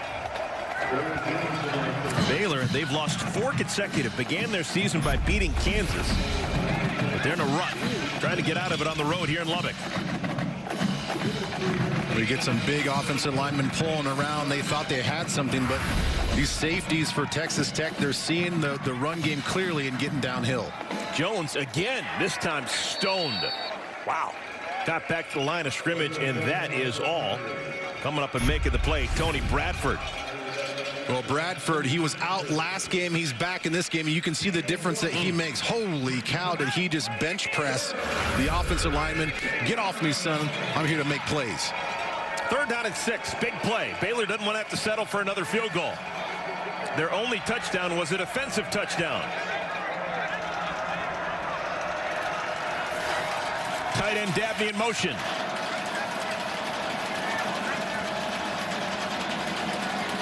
These compressed situations, now they're gonna bust out. You gotta look for crossers when they're that close. And Brewer calls timeout with the play clock winding down. Well, neither side in the first half was hesitant to call a timeout. All 6 timeouts combined were used in the first 30 minutes, and now the first time for either side used in the 3rd quarter. Party snap. Now Charlie Brewer looking for a shot to pay dirt right here. An opportunity for the first offensive touchdown for either side. After the timeout, 3rd down and 5. Ball's on the 8-yard line. Line to gain is the 3. Brewer. Nobody home. Calls his own number. Brewer! Touchdown! Baylor Bears break the ice. Give him 6. Heck of a play by the senior quarterback. Well, and this was all on Brewer. So once again, they flash like they're gonna bring a 4th or 5th guy. They drop out and have 8 guys in coverage, and there's just no place to throw the football, so he has to run. And Krishawn Merriweather, you don't see him miss open field tackles like that very often. He makes the stud middle linebacker miss and takes it in for a Baylor score. Extra point up and through. The largest lead of the game. It is a 14-point stiff arm for Dave Aranda's Baylor Bears. Well, you got to protect the end zone for Baylor's defense, and they're doing that. You see the Jalen Petrie pick 6, and then they open up in the second half, and they get the Dylan Doyle fumble recovery on the muffed exchange, and then the Charlie Brewer rushing touchdown. So turnovers lead to points. You see the scoring drive there after that fumble recovery. That's the start you're looking for if you're the Baylor Bears. Kickoff with the wind at the back again. The ball goes through the back of the end zone, so a touchback, and Texas Tech will have the ball. You wonder, quarterback situation for Texas Tech. In the first half, we saw just 1 series with Alan Bowman. Bowman had been the starter a year ago, started the first 4 games. He played 1 series, 2 handoffs, and then an interception that was turned for a touchdown. Is that possibly the end of the day for Bowman? I mean, if I was him, I'd hope not. I mean, that's not the taste in your mouth that you'd want to walk away from this game with, of like, hey, I get 1 opportunity to throw the football, and yes, I made a mistake, but I don't get any other opportunities. I'm sure that he wants it. I just don't know right now if it's going to be in the game plan. But we did talk to the coach just about the difference between the two, and they said, well, we think that Allen has the stronger arm. So I would like to think that the stronger armed quarterback in the game where wind is a factor would be a better situation. Columbi, pass is bobbled and incomplete. Laying the wood was Christian Morgan. Good morning, good afternoon, and good night. Well, that's the safety we've been talking about as far as laying the wood. He is a guy that's going to come down the hill, and he is not afraid to hit you. And the thing I like about that, too, and no chance that was a targeting, something to the head and neck area. That was a good, clean, hard. Under further review, potential targeting. Well, right when I say that, they're going to take a look at it. I don't think that it's targeting. He hit him pretty square. You know, there wasn't this, in my estimation, this true launching into the head and neck area. He tried to lower his center of gravity. He did try to crouch down to hit him more in the body. This looks like, to me, an inadvertent high hit, but nothing egregious like a targeting call. Coaches told us, we're talking to defensive coordinator Ron Roberts, that it's been a tough week for Christian Morgan. He got beat on a play last week in the loss against Iowa State, and he just took it personally. And he has not been able to keep his chin down off of his chest the entire week. He's been bummed, and he was looking to come out and play a solid game. And obviously he has. This entire Baylor defense has been on point through the first 3 quarters. Yeah, they really have, and if you're Texas Tech, you don't want to see that. You want You want to see your #1 receiver, who had a big drop last week as well late in the game, had 3 drops in the opening game of the season, was really clean in between, but you don't want to see that guy who you want to rely on. There is no confirmed targeting. 3rd down. All right, so we play I like on. that call. Yep. But you don't want to see your #1 receiver now 2 weeks in a row having balls drop in his chest, or hit him in the chest and drop on the ground, or hit him in the hands and drop on the ground. So you got to get him back involved in this game and get some confidence with those hands. So just an incompletion, 3rd down and 8. Texas Tech just 3 for 9 converting 3rd downs. Taj Brooks in the backfield. Colombi to throw. 4-man rush. And down goes Colombi. Garmin Randolph was the first man on his back, and it'll bring up 4th down and a 3-and-out for Texas Tech. Well, I think they really confused him with the coverage. They played a man situation, and once you see Dylan Doyle cover the running back out of the backfield, you see his eyes sort of look to that check down. The check down is not there. He has no choice but to climb up into the pocket, and that's when he gets sacked. When you're trying to find the quarterback, bring in your Garmin. Garmin Randolph with the sack, and the punt gives it back over to Baylor. They will start at the 27-yard line. Well, if you didn't see it, R.J. Sneed in the loss last week had a heck of a grab. Tail end of the game against Iowa State. Originally it was said no catch. I think everyone in the building said there's no possible way you could make this catch and stay in bounds. After review, it was upheld, and that's why we're showing it to you. A legitimate, real catch with one hand. I think the preposterous nature of how it looked, you're like, no, there's no way. That can't be a catch. But yes, it was a catch, and it was on a highlight on social media for the next 3 days because people just could not get enough of that catch by Sneed. Second possession of the second half for Baylor. Scored a touchdown a moment ago.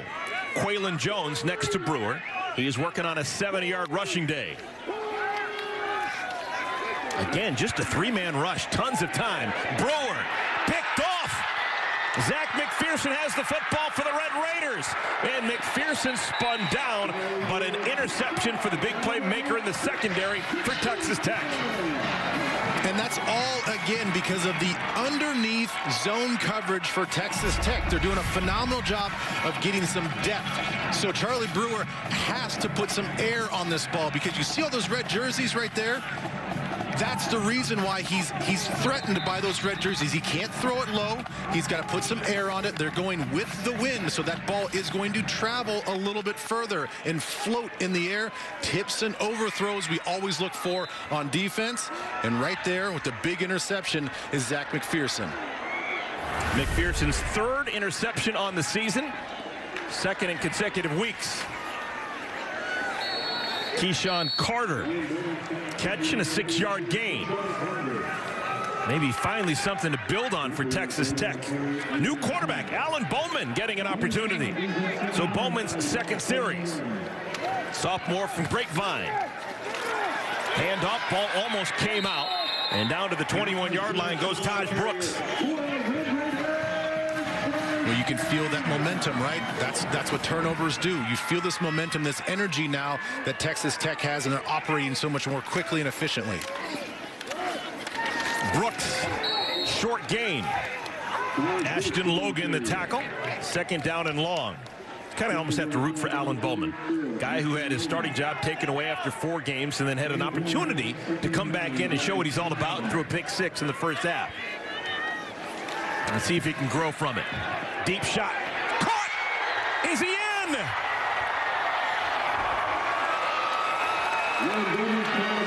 No ruling yet. I think he's short, but down to the 1-yard line goes Carter. Completed pass short of the goal line. 1st down. Yeah, it looked like his hip hit the ground right just short of the goal line, but here they go. Quick handoff. And in goes Brooks. Touchdown, Texas Tech. We got a ball game again. And it's all based on takeaways. You get the takeaway, you get that momentum. Baylor did it a few drives before. Then you get Texas Tech's defense stepping up and making a play. And then you get Keyshawn Carter getting down near the goal line. And you hurry this offense up. And they've been doing a nice job of running the football all day long. So you plunge ahead for that 1 yard. So here we go. Trading turnovers and trading touchdowns. 5 plays, 36 yards, 67 seconds. Brooks, his 3rd touchdown of his true freshman season. And the extra point is blocked. Jonathan Garibay, who had a fantastic day punting and place kicking, has the extra point blocked. Uh-oh, that could be an issue. So the lead is 8 for Baylor, but Texas Tech is alive and kicking. Texas Tech has drawn within 8 of Baylor, but concern on the Texas Tech sideline as Henry Colombi is being looked at. His left elbow. This is when he was sacked earlier in this 3rd quarter, and you could see the obvious pain on his face. Ben, we've seen him favoring that left arm actually throughout the course of this game. Yeah, we saw him take that hit in the 2nd quarter, and it sort of looked like when he fumbled that football and they challenged it or looked at it, and it was ruled that he was down. On that particular play, he sort of stayed down and kind of favored that arm when he got up, and then takes this shot on this sack. And then, you know, you can tell that there obviously there's the arm sleeve there, and something doesn't feel right within that elbow shoulder joint for that left arm. And not sure if that's exactly why Alan Bowman was in, but probably a pretty good indicator why he was in the game on that last series. Josh Fleeks returning the kickoff out across the 30. Well, turnovers have just been enormously important in this afternoon's game. Points off of turnover, a combined 20 of our 32 total points. Yeah, and really not much offense for either team. And it's more about what the offensive mistakes have been. Putting the ball on the ground, pick sixes, and that's where you see, you always talk about wanting to take the ball away. Now it's a bonus if you can put points on the board, but both of these offenses need to calm down a little bit, produce some points on their own and not rely on their defenses. New left tackle in the game for Baylor, Casey Phillips, getting some playing time.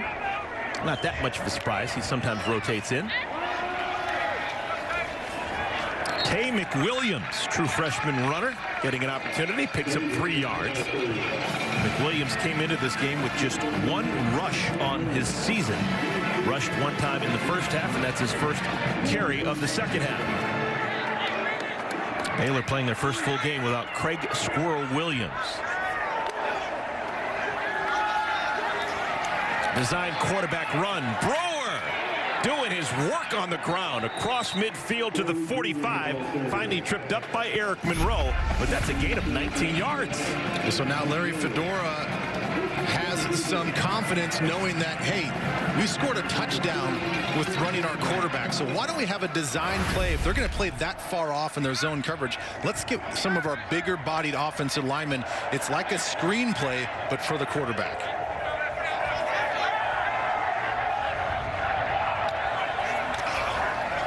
McWilliams, and a flag comes down.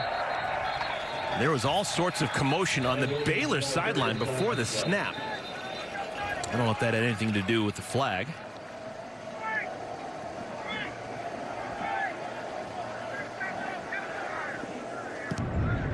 Locomotion, offense, number 16, moving forward at the snap. 5-yard penalty. Replay, 2nd down. The veteran. Jared Atkinson should have known better. This is his 44th game played as a Baylor Bear. Play, 1st down.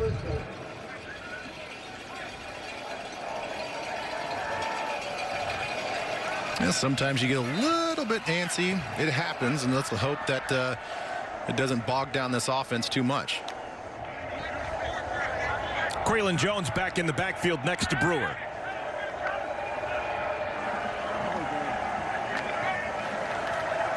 Option. Doesn't fool Texas Tech. This game really turned. Last time Baylor had the football, Brewer threw it into coverage, in the pickoff by Zach McPherson gave Texas Tech momentum. And a quick strike touchdown, and all of a sudden this is a 1-possession game. Texas Tech mixed their extra point, but still within 8. Yeah, they're still within that 1 possession, but yeah, now you have to go for 2 to tie this thing up, as opposed to having that option to whether go for 2 or kick the extra point if you score again. Second down and 16. Tons of time for Brewer. This has been the most effective offense here in the third quarter. A Brewer keeper. Jacob Morgenstern, the tackle, but a gain of 9. Well, again, it's just going to be take what the defense can give you. We talk about that a lot with just the passing game, but also when you have the opportunity to run. If they are going to drop back in coverage so much, and there are running lanes, you have to take advantage of those to keep this defense a little bit more honest. Third down and 7. Here comes a blitz. It's picked up. Brewer's pass is low and incomplete. Yusef Terry, the intended target. Fourth down and 7. Well, Terry just about made an unbelievable catch. He was going down to the ground. It looked like he was trying to catch that just with one arm. We'll take a look at the low throw. Floats a little bit again. Bracing himself with his right hand. You see just trying to make that little bit of a circus catch, a little bit of a backyard catch with that left arm. Bounces off his shoulder pad. And now they're forced to punt. Isaac Power has the wind at his back. Doesn't want to use all that power. Rush was on. Oh, my goodness. Almost made it through the uprights. So it'll be a touchback. Texas Tech with momentum has the football back. They're down 8 in Lubbock. Looked like Texas Tech was in a real big-time pickle. But things have changed. Alan Bowman came in for a series just a moment ago and played with his hair on fire. Got a touchdown, and this is a one-possession game. Texas Tech the football, a completion to Vasher on first down, short gain to the big fella. First catch for TJ Vasher, 6'6", 215 pounds. He is a big, tall, leggy, high-waisted wide receiver that you don't realize how much ground he's covering until he's running past you. That'll be a false start on the offense. False start. Offense, multiple players, 5-yard penalty, still second down. Is that possibly one of the small things that happen when you have different quarterbacks playing in the same game? Yeah, it's very possible. You have different voices, you've got different commands, different cadences. All that stuff have to be readjusted, and you can see half the team thought the ball was going to be snapped. Second down at 15. Bowman.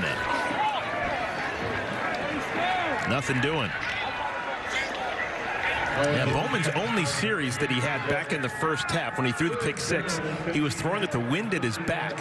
This series, just like the series a moment ago when he was inserted into the game, he's throwing into the wind. This is interesting. They bring the offensive lineman out to provide protection to the right. This was a quarterback waggle to the right. But then all the receivers and all the action went to the left. There was nobody to throw it to, even if there was protection.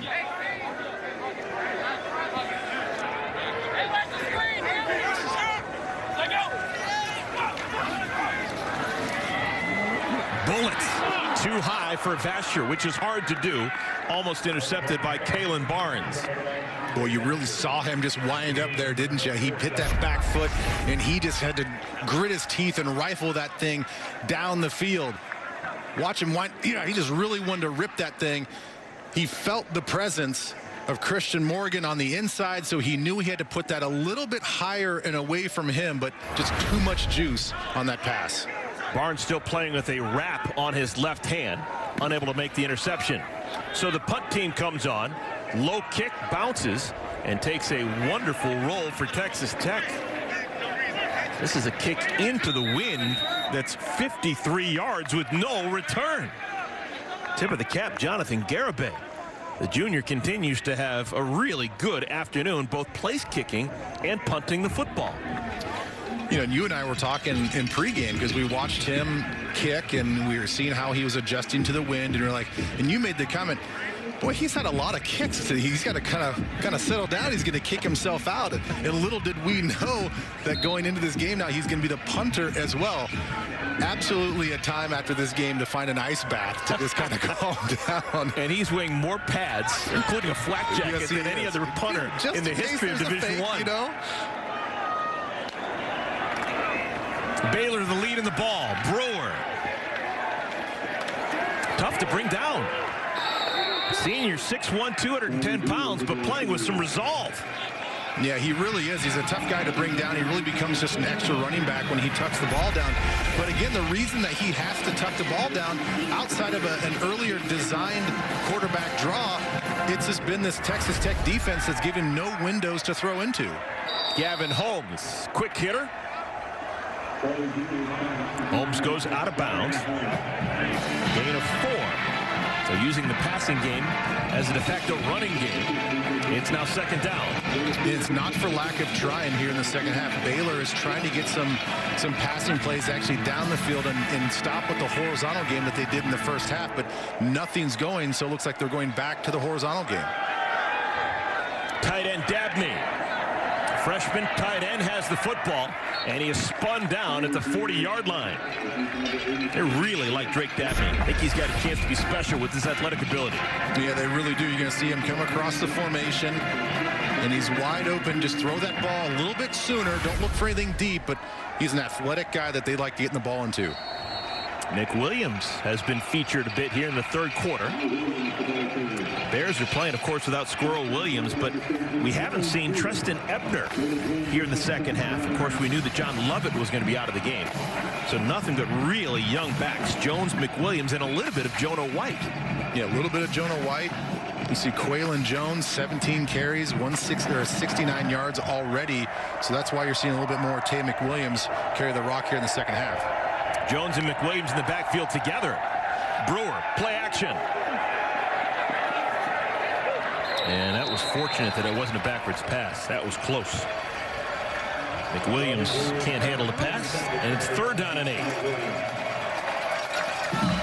Well, eventually they're going to have to start attacking this defense with some multiple level routes. And what I mean is you flood one area of the field, you get a guy in the flat, you get a guy intermediate, and you get a guy deep. At least you gives zone defenses a lot of fits.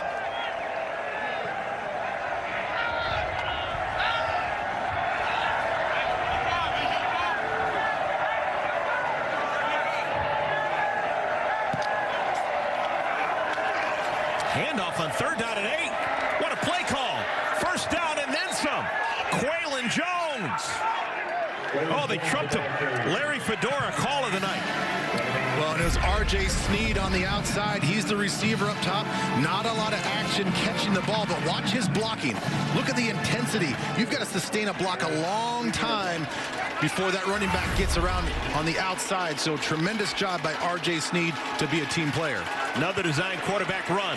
Brewer thought about sliding and said, why? I can get 5 more. He's got another first down. You kind of felt that too, right? You thought he was just going to lay it down, and he thought, no, I see a crease there. I can stick my left foot in the ground and get vertical for a few more plays and pick up this first down. Technically a 9-yard gain, so the world's the oyster here for Baylor. They can take a chance, but instead, quarterback run. And Brewer, again, looking like Frank Pollard or Walter Abercrombie. Tough running for the fella. Well, a little bit of the same formula from last year when they played the double overtime game. They didn't have much success throwing the football. He ends up having 3 rushing touchdowns himself because that's the only production they could get. First down run. Not much there. Jones tackled. Rashawn Merriweather. That was the 9th play of the drive. So slow and steady for the Bears. And now the quarterback run game becomes a little bit tougher now because his linebackers and second-level defenders don't have to drop as much in the zone coverage. So now they can play a little bit tighter the line of scrimmage and get some faster reads on some of these release and offensive linemen. Dabney, the tight end. Oh, Brewer wasn't waiting for it. Somehow the ball fights right to the breastbasket of Quaylen Jones. Could have been disastrous. That could have been real bad. He obviously wasn't ready for this. He's looking around. Here comes the ball snap right in the face mask, and they got lucky. It falls right into Quaylen's hands, and they pick up a little something on a broken play. Center Jason Moore had been flawless before that snap. Third down and goal.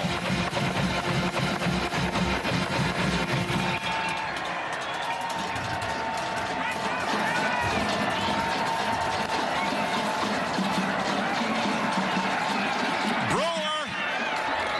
Oh my goodness! What a tackle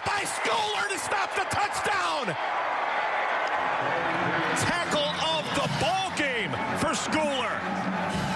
Well, Schooler's the one that made this play because he hits the tight end and takes away his offense. Right there. That's the reason. And he had no idea. Charlie Brewer had no idea he was right there and just got hammered. 4th and goal. And it looks like it's the offense that moved.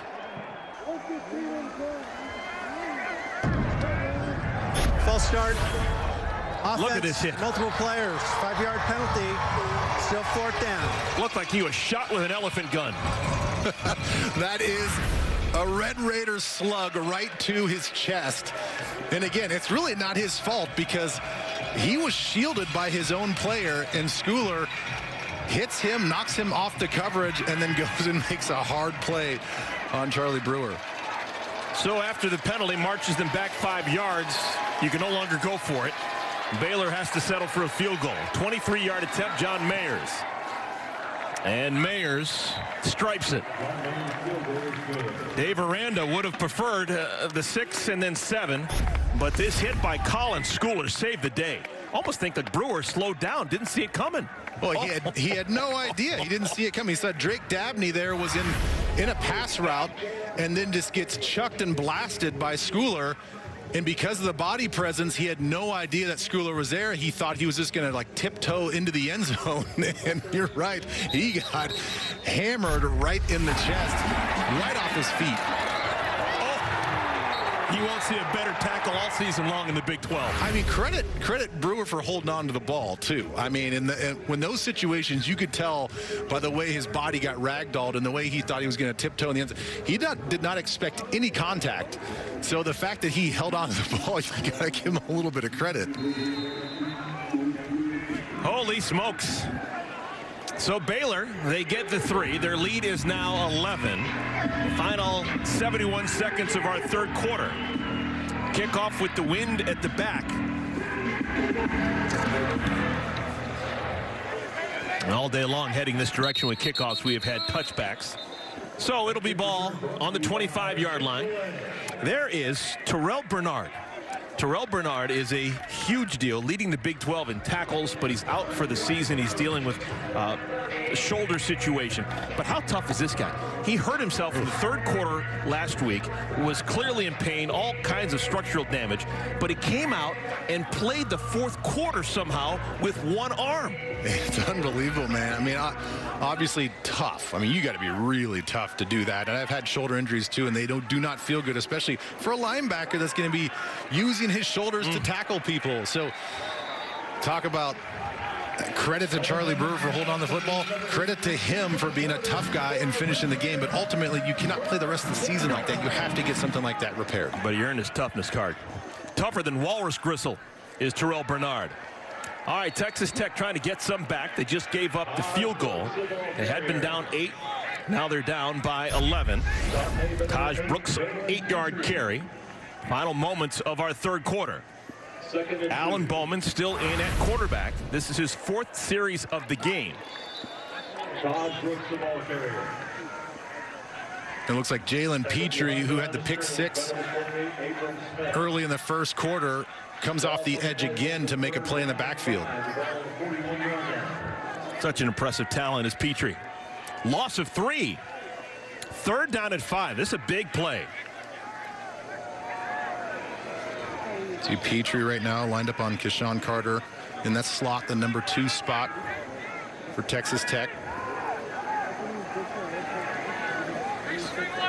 And it looks as if Texas Tech doesn't want to run any more plays into the wind. They want the wind at their back as they play this very important 3rd down. So far, so good for Baylor on the road. 4 fingers in the air. The 4th quarter when we return to Lubbock. 2 old Southwest Conference rivals doing work now in the Big 12. Baylor, Texas Tech. Baylor leads as we begin our 4th quarter, 23-12. 3rd down at 5. Alan Bowman, the quarterback for Texas Tech, needs to keep the chains moving. And Bowman's pass is wide of the mark, trying to squeeze it over to Jalen Polk. 4th down and 5, and the punt team's going to come on. And you saw Bowman there pleading his case, thinking that there was some pass interference there because there was contact a little bit as that ball was released, but a good job just on the outside and a man-to-man coverage of staying close, but I did not see enough that they would throw the flag. So good call by the officials not to throw it, and good stop for Baylor's defense. A punt with the wind at the back. And it's a beauty. An absolute thing of beauty. Jonathan Garibay, my man. He has had a day and a half. 52 yards on that punt. He's made a couple of field goals, a 48-yarder to his name, and he has punted well. All in front of his family, who he hadn't seen in close to a year. I gotta say, I have this feeling that I've been highlighting Jalen Petrie a lot today, and you've been all about Garibay. That's like your MVP of the game. He's I think. My guy. It's good though. He deserves the love. I mean, imagine being this guy that's fairly new to the campus. I mean, he was on the campus last year, and then gets the tap on his shoulder, like, oh yeah, you're gonna be kicking and punting, and then, oh, by the way, surprise, your parents and your family are here. Great weekend. Garibay's had 3 punts of over 50 yards, so that's why you've been showing him some love. Lead of 11 for Baylor. And miscommunication in the backfield. Spoiled by Tony Bradford. Jonah White and Charlie Brewer weren't on the same page, and it results in a loss of 4, courtesy of Tony Bradford, who is now down on the ground. Officials timeout for an injury to a defensive player.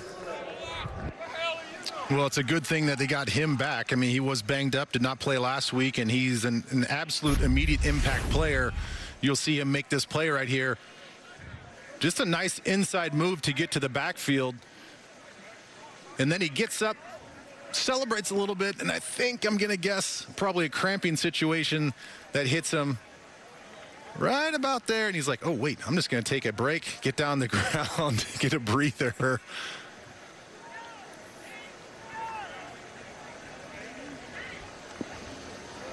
I mean, nothing would indicate to me after that play that there was anything. He's wearing that knee brace, but didn't look like he tweaked anything and didn't hit awkwardly on it. They are sort of massaging that brace there. And I've worn knee braces before, and they're not comfortable. And if you're not used to wearing them, those straps on the underside of your leg, it does create an issue, and it does make your muscle fatigue a little bit faster. And so even in cold weather games, you can oftentimes see guys wearing braces that will cramp up because your muscle is a little bit tired from being sort of stressed and compromised the whole time. It's been so 2020 all year long in the Big 12 and really all over college football, but a huge moment for Texas Tech a couple of weeks ago. Keith Patterson, who's been in the game for a long time, defensive coordinator for Texas Tech, he was watching his guys warm up before the game, and Bradford suffered an injury and couldn't play. Like, come out again tonight. I love that thing. That's cool. I love it. And I love the fact that there are people that were all up in arms because they actually thought it was like a real chainsaw with a real chain on it. I mean, if that was a real chainsaw, but they're not that dumb. They wouldn't leave the chain on there. Second out at 14. From his end zone, Brewer, tight end Dabney, nothing doing at all. Dadrian Taylor Demerson. Taylor Demerson getting playing time with Thomas Leggett out of the mix. And he forces third down and long. This has just been a fantastic game plan here by Keith Patterson, the defensive coordinator. Not a lot of man coverage. They've been talking about it all game. These guys are just dropping back in the zone to keep all eyes on the quarterback and all eyes on his receivers, expecting short throws, rally up, and make strong tackles. 3rd and 12.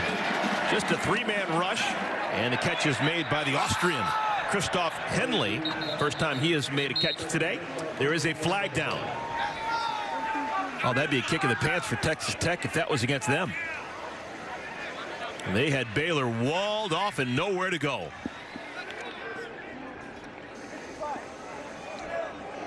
Eligible player downfield, offense number 55. That penalty is declined. 4th down. Xavier Newman-Johnson. Well, all sorts of communication issues going on. This is now 2 drives in a row where The snap is coming, and Brewer is unaware. He's looking off, checking out the defense, getting ready to make a call, and then Jason Moore will snap the football. And then you get Xavier Newman-Johnson that thinks it's a possible RPO, and he gets down the field, and they get a penalty on the offensive line. There's the center Moore and the quarterback Brewer trying to get on the same page. This punt is going to be into the wind. Isaac Power.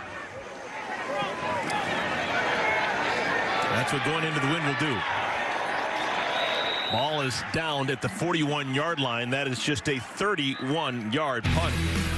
Wind gives, wind takes away. Back in a moment. Moving right along in our fourth quarter. Alan Bowman still in at quarterback, finds T.J. Vassar. And Vassar inside the 15. Long, tall drink of water. Big gainer, 29 yards. Yeah, he's a good-looking receiver. If he could just add just a little bit more weight to be a little bit more sturdy, I tell you what, man, he is a specimen. Timeout for an injury to a defensive player. 6'6", 215 pounds. You can see how lean he is and just how much ground he can cover. You know, the only problem is with a lot of these receivers on the outside for Texas Tech, because they are tall and long-legged. If you can jam them, if you can jam at the line of scrimmage, they have a hard time sort of getting off, and it disrupts that timing. But you give them some open space, look out. These guys can really run, and they can make some big plays. So we've got an official timeout. Believe it or not, that last catch and run by Vassar, the longest play of the day.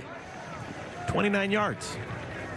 Remember, this used to be a series that was dominated by Art Briles and Mike Leach and the mad scientists on offense.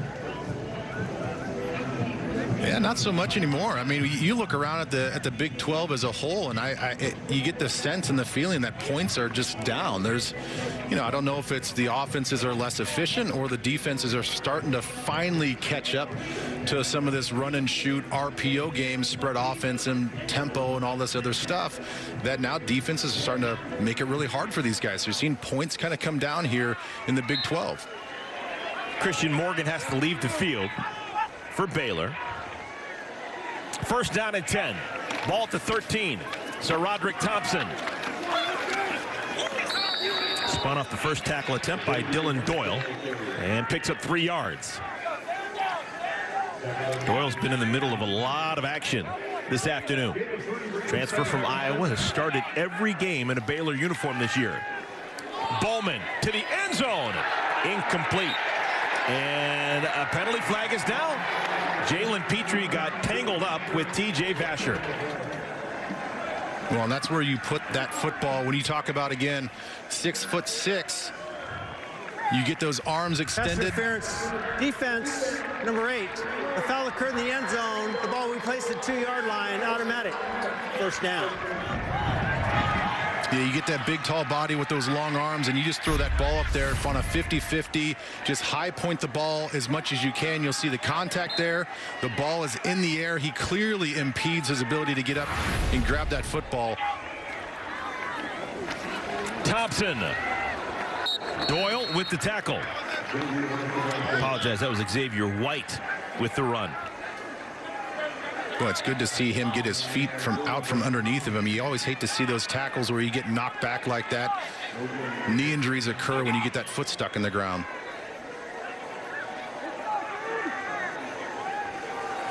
Doyle showing some pressure here in the middle. Is that just a decoy?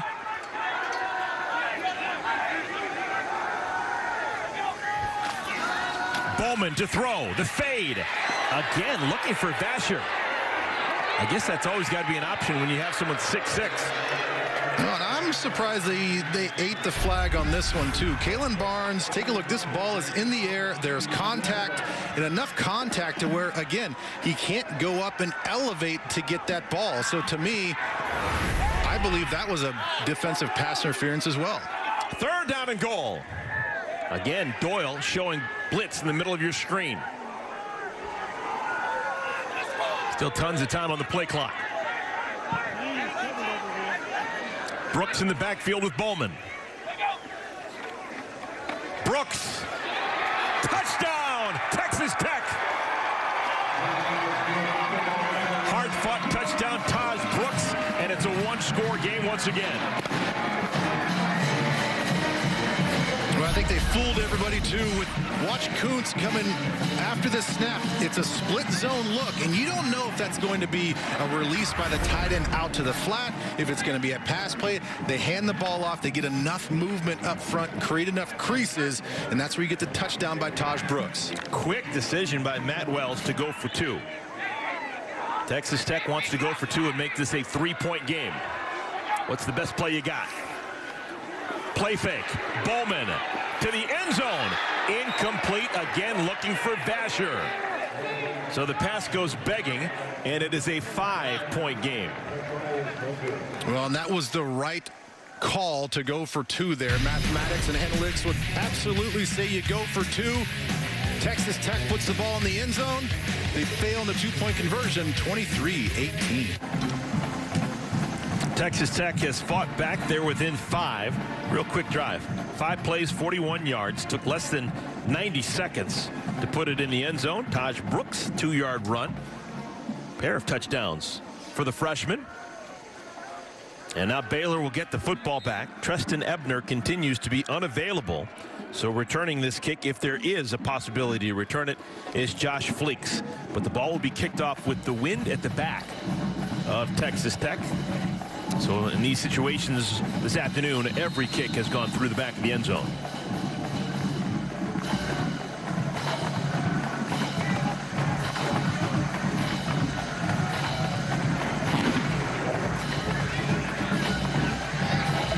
Returnable right from the goal line. Fleeks. And he is stopped at the 21-yard line. So that's where Baylor will start. Charlie Brewer, one of the all-time greats, but not the greatest. The greatest Baylor Bear quarterback, RG3, won the 2011 Heisman. Boy, and wasn't he just fun to watch? I mean, I tell you what, he could kind of do it all, right? I mean, if you needed a run play, you needed a play on the ground, that was your guy. You need to get a ball down the field on a big explosive play. He had the arm strength to do that. He could make every throw. He commanded the offense brilliantly. That's a big shadow, a lot of big shoes to fill there for any quarterback that comes in after him at Baylor. Pretty cool to be on that list. Charlie Brewer second only to RG3 in passing yards and in so many categories with regards to Baylor passing. Tamick Williams, true freshman, pick up of 4. Important drive for Baylor. I imagine you want to chew up some clock. I also imagine you want to get points on the board and not settle for 3. Yeah, chew up some clock and still be aggressive. I mean, just because you're up by 5 points, you're feeling like your defense is getting figured out a little bit. Texas Tech offense is picking up their pace a little bit. So you have to keep the foot on the gas pedal on this drive. Brave run by Brewer. There is a flag down. You have to wonder, how did he get to the edge?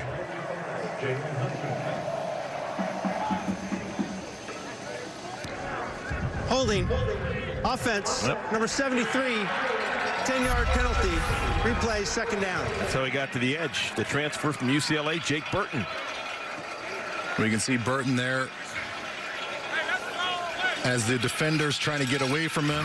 Devin Drew's trying to pull away and get to Charlie Brewer. Anytime you see that jersey get pulled like that, that's an easy call for the back judge. Wonderful note here. No penalties at all for Baylor in the first half. 5 here in the second half. High snap. That's an issue, folks. Brewer. Complete. Somehow got it to Gavin Holmes. First down and then some. Big play for Baylor. Big play for Baylor. And again, almost a broken play because Jason Moore, the center, again, with the high snap, they've had issues here on these last 3 drives. Gain of 25. And right now, Texas Tech selling out on the run game. Jones, nothing there. Stuck on 86 yards is Quaylon Jones. Yeah, we're showing you the back of Jason Moore.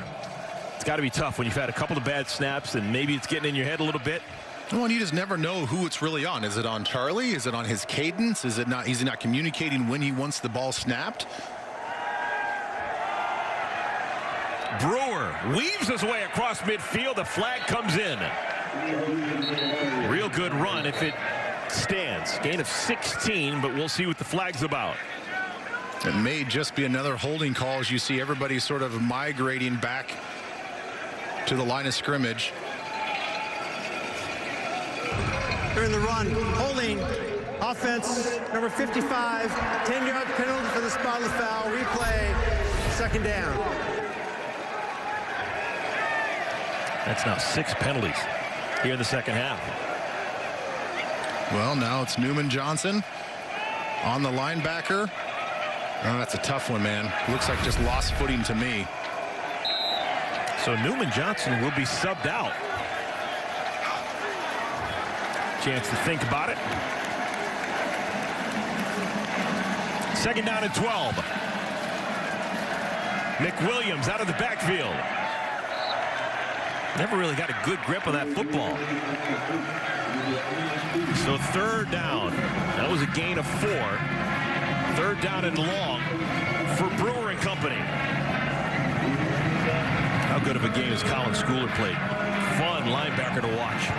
Plays with fury. Third down, line to gain is the 50.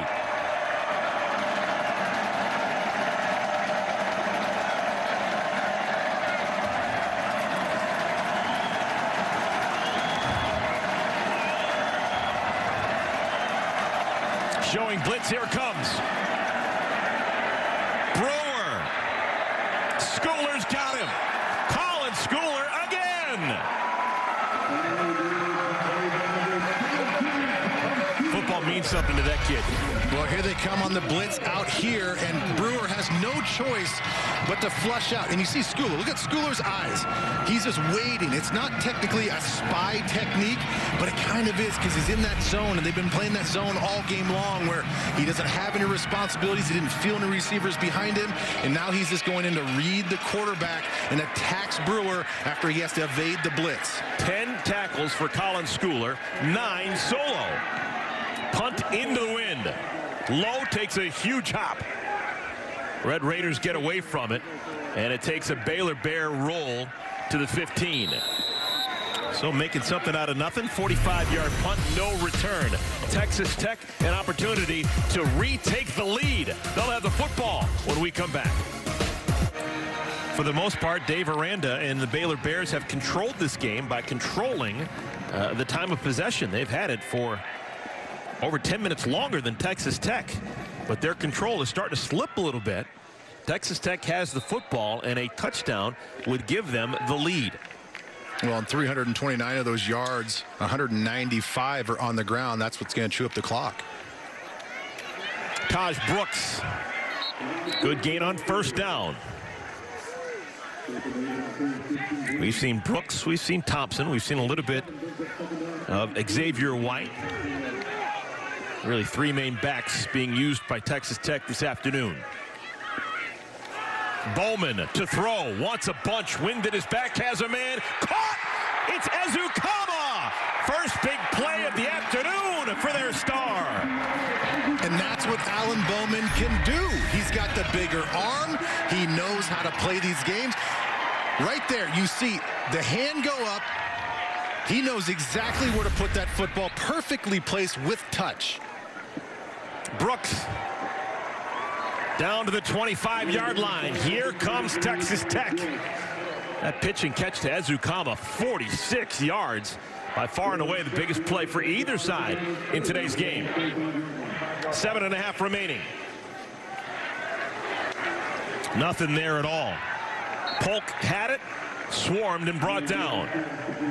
A nice play by Tejada on the outside. He had to fight through a block by the wide receiver. Read it perfectly, played with aggression and physicality, got off the block, and was right there to make the tackle. Third down and 3.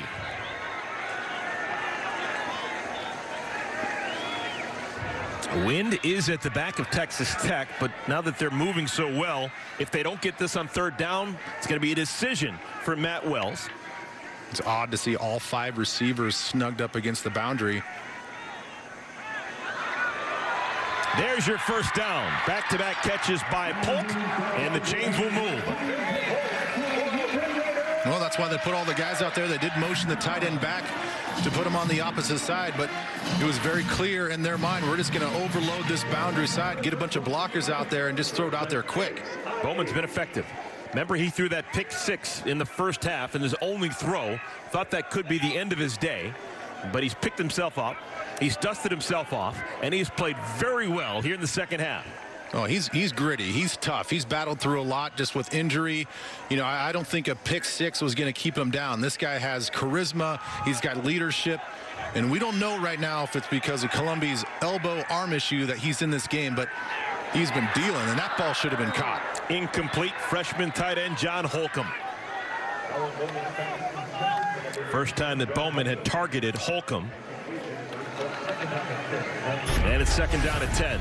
That's the right read. It's decisive. It's right down the field, and there's 2 hands on the ball by Holcomb. I know it's coming in there hot. You've got the wind behind you, but you got to have plays like that.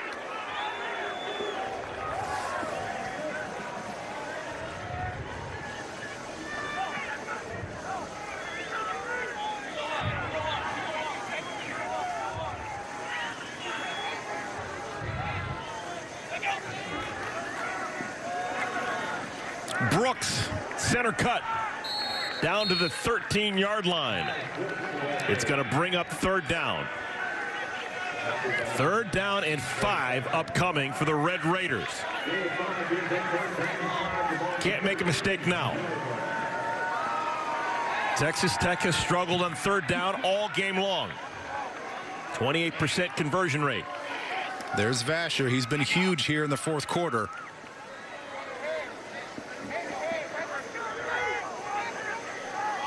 Ten seconds remaining on the play clock. They move Kuntz around the formation. Tight ends now top of your screen. Got to hurry. Brooks on third down and 5, really close to the sticks. There is a flag down. Well, good hard tackle by Dylan Doyle. Just when you think that he's going to fall forward for that first down, he just wrestles him backwards and takes away that extra yard. How different would this game be if Colin Schooler hadn't made that tackle? Holding. Offense, number 70, 10-yard penalty. Replay. Third down. Weston Wright, sophomore from the San Antonio area. You're going to see him right there, number 70, working with Dawson Deaton, the center. It's a combo block. They get the blitz, and you can see right there, he just grabs a hold of him and just clotheslines Abram Smith on the blitz. So things getting dicey for Texas Tech. 3rd and 15. They're down by 5.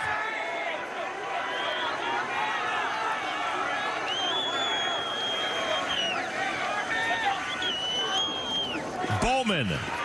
Deep shot, has a man, incomplete. Oh, if that throw had been perfect, that would have been a touchdown. Boy, they saw the single coverage that they're looking for. Both safeties providing inside help. So the outside receiver, and this was Vasher, was going to be one-on-one. And that ball had to be placed on that back pylon. And you just wonder, does the wind, did that have a factor in that throw? Oh, so close. So on 4th and 15, you can't even go for it. You got to attempt a field goal. This is Garibay, who has had a solid day. Flag comes flying. And Garibay makes it just for good measure, but we'll have to sort it out. 41-yard field goal with the wind, which may be pushed back.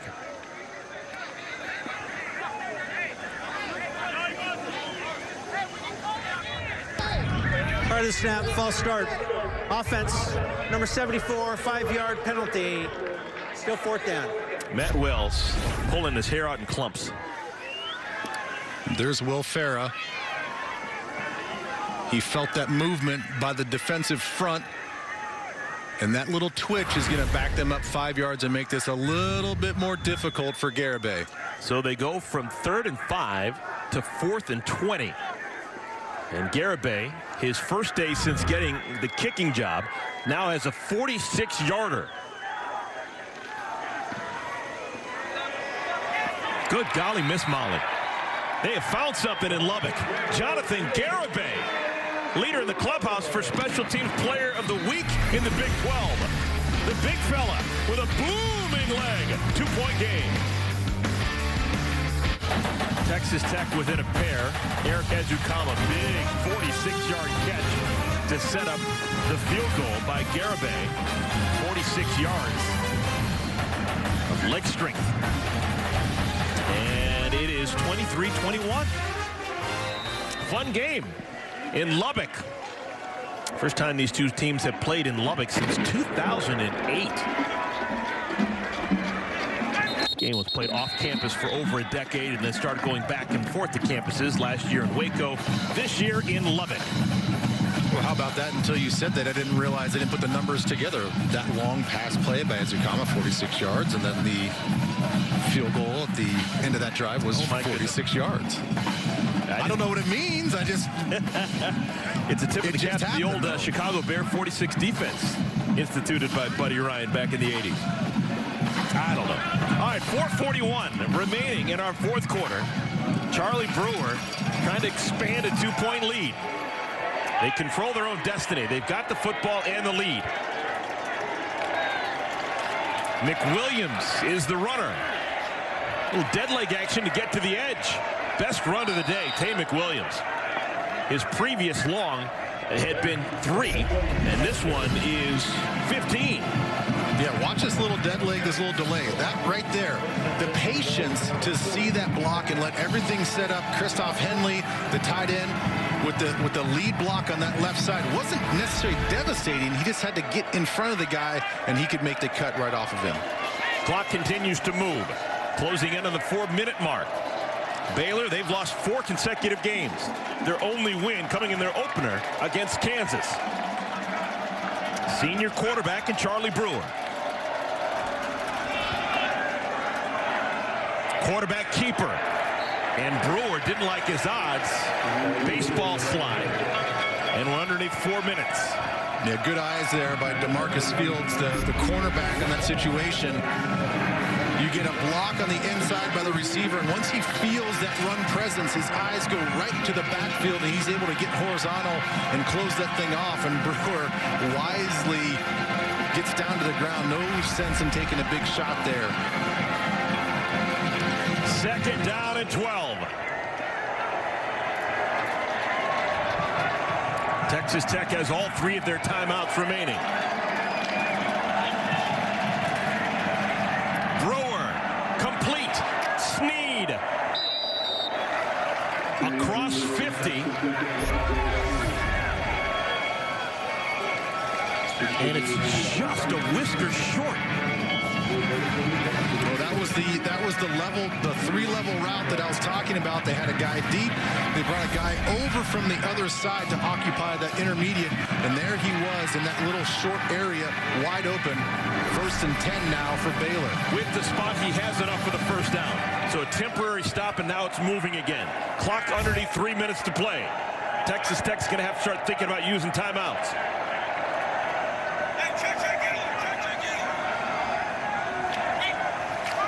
Good use of that play clock. McWilliams spun down at the 45. And now a timeout is called. Texas Tech has to use the timeouts to try and stop the clock and get the ball back. It's called their first time out of the half. 30 seconds in length. So still 2 more timeouts remaining for Texas Tech. And Ben Lieber, let's just talk about what's happening here with Baylor. They're trying to salt away this clock, and they're doing it without Squirrel Williams, who's leading the team in rushing yards. They're doing it without John Lovett, senior runner who's been out for the last couple of games. They're doing it without Tristan Ebner, a trusted senior who has been unavailable for the most part throughout this entire game. Nothing but freshmen at a critical moment in today's game. Yeah, this is the biggest moment, the biggest drive for this offense, and you need to milk this clock and get it all the way down. And you have a redshirt freshman in Quaylen Jones, who's been the ball carrier for the most part, the bell cow today. And then in the second half, it's been Tay McWilliams, who's a true freshman, having to tote this rock. Ball security is the most important thing. They know it. Both sides know it. You have to protect this football when you're running in the trenches. Second down and 6. Baylor is going to run it with the quarterback. Brewer Stays on his feet, dances to the 44, and another timeout called by Texas Tech. Texas Tech has called their second timeout of the half. 30 seconds in length. All right, Ben, going to ask you to put yourself in the head of the Baylor offensive staff. It's 3rd down and 5. Clearly, you don't want to give the football back to Texas Tech. You know that if you run the football, Texas Tech is, if they stop you, they're going to call timeout. You're going to get the ball back. What would be a play call that you would find acceptable in this situation for Baylor? I would say anything that where you can get Brewer on a two-way option with either a boot or something on the perimeter. You can throw it short, pick up the first down. If it's not there, which it hasn't really been there all game long, then he could tuck the ball and throw and run it as well. Some sort of option to where he can use his legs or throw it short to pick up the first down to keep this clock going as well. If you're going to throw it, do not throw it to the sidelines. Throw it to the middle of the field, chew up as much clock, even if you don't get the first down. You get a first down, it could be Katie bar the door. 3rd down and 5. Biggest play of the game.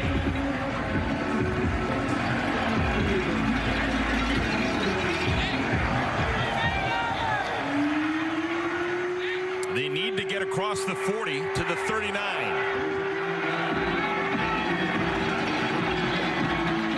It's a 3-man front right now, which means 8 in coverage for Texas Tech. There's the possible 4th rusher.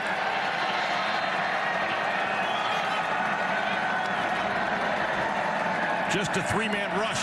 Now a 4th comes in. Ton of time. It is knocked away. Wonderful coverage. Zach McPherson.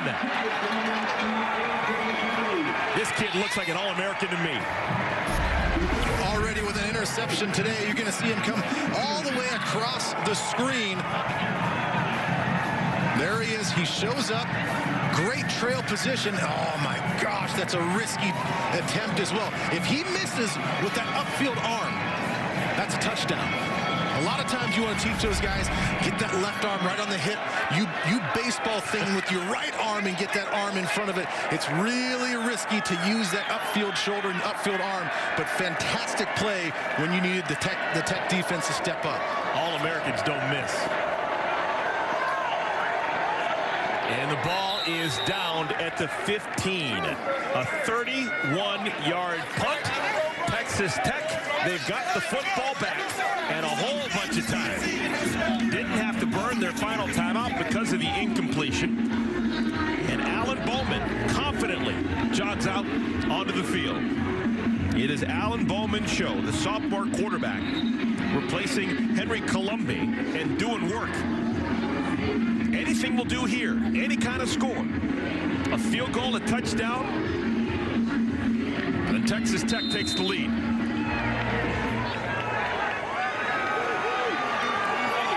They've got the wind at their back. First down run. Gain of 2. Thompson.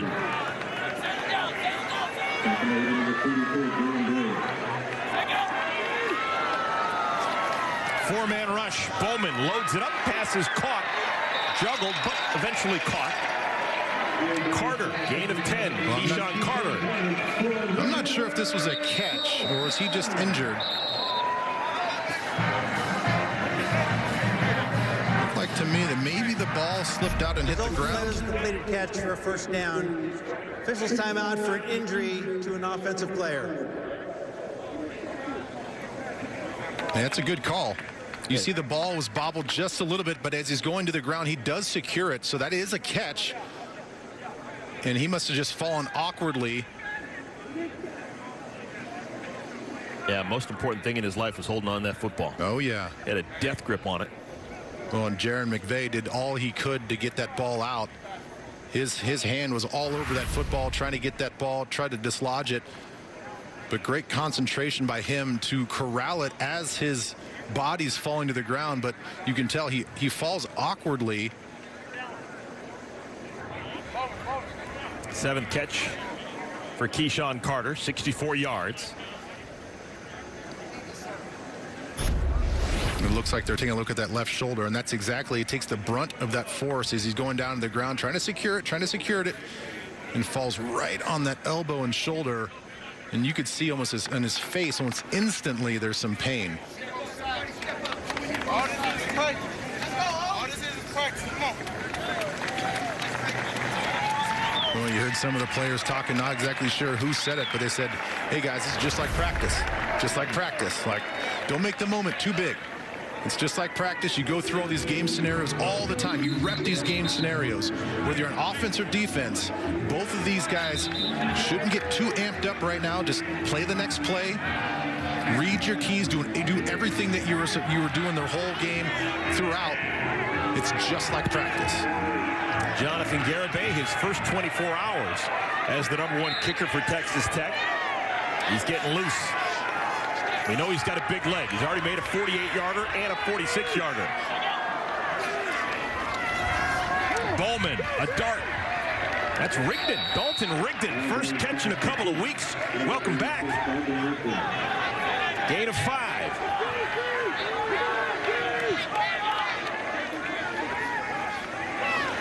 Bowman in trouble. Evades Doyle. Spits it out to Thompson. And Thompson makes a man miss. Still free. Inside the 40. Huge play for the Red Raiders. Well, how about Bowman just finding a way to get out of this blitz? It's a blitz with a little twist on the inside. They get the pressure, and he's elusive enough to get the ball out. First down and 10. Rigdon again. Second short catch for the junior. Texas Tech has a timeout. They ever need to use it, it's available. He's got to be very careful now because this defense knows how to jump those underneath routes. Another short pass. This time it's Polk. And Polk has the first down. Clock will stop temporarily. 61 ticks remaining. Bowman working this drive like a surgeon.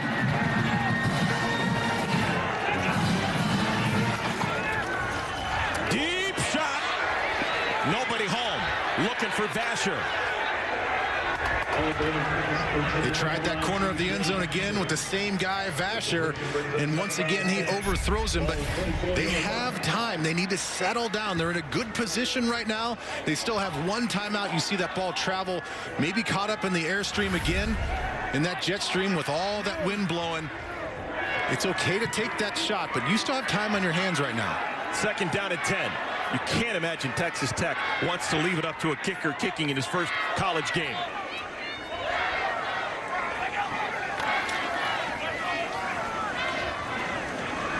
Not much there, and Texas Tech, will they use the timeout?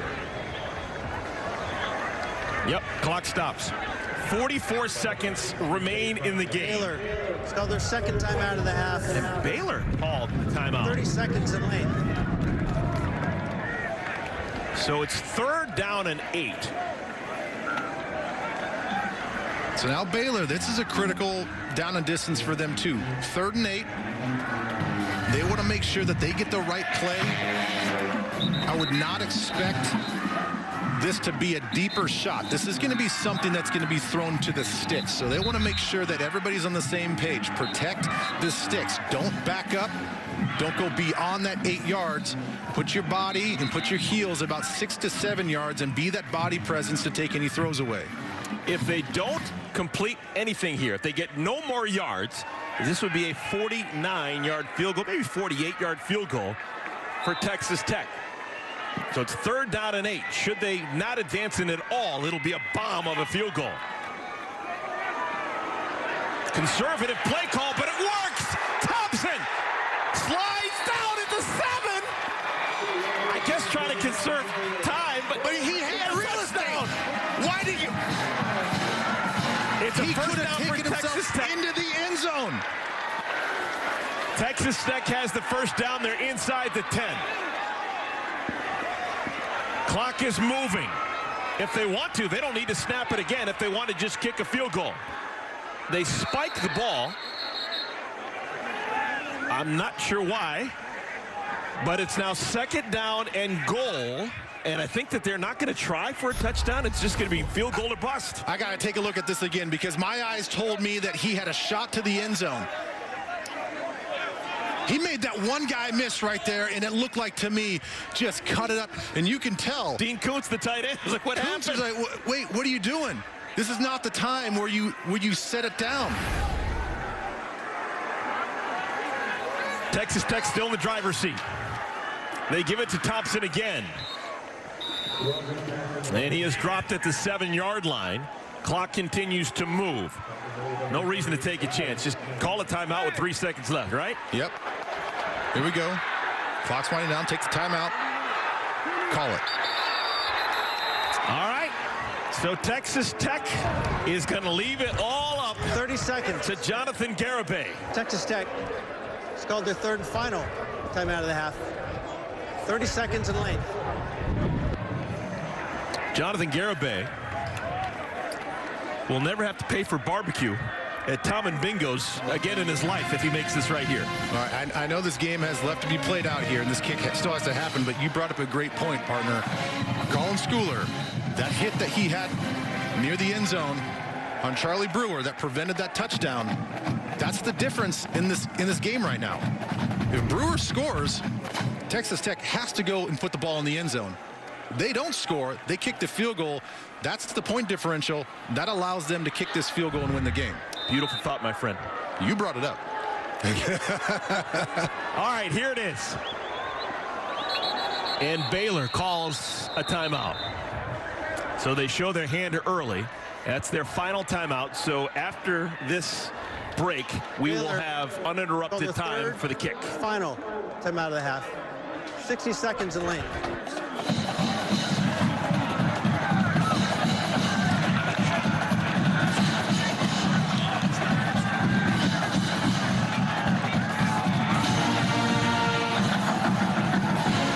This is a lot to ask. You got a young kicker who just found out that he is the new kicker and punter for Texas Tech earlier this week, and he's going to kick with the game on the line. Well, we heard the players talk about it early on this drive during that injury timeout. They're like, hey, guys, this is just like practice. And listen, I'm not a kicker, never was a kicker. I know you have to have a special mindset, but again, this is a chip shot. Well, he had an extra point blocked earlier today. I understand that, but he's got to treat this just like an extra point. You do this 100 times a day in practice. This is right down the middle of the field. The ball's placed exactly where you want it. The wind should not be a factor, so don't overthink this kick. This is a 25-yarder. Straight on. Jonathan Garibay.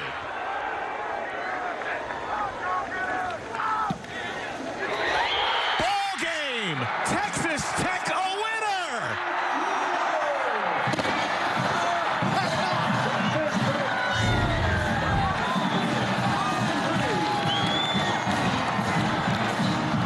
Texas Tech's only other lead was 3-0 back in the first quarter. They come all the way back and they win by a point. Jonathan Garibay, man of the hour. How can you not be happy for Jonathan Garibay as we watch the game-winning field goal for Texas Tech? He gets his opportunity. His parents and family are surprised him yesterday by coming into town to see him. He takes over for Trey Wolf. He handles kicking and punting, everything. What a fun ball game. That's Big 12 football at its best. Texas Tech takes down Baylor 24-23, your final score. Nice win for Texas Tech. Baylor, they have now lost 5 consecutive games. Let's send you back to the studio for more post-game coverage from LA. All right, Eric, thank you. PBC Fight Night coming your way at the top of the hour.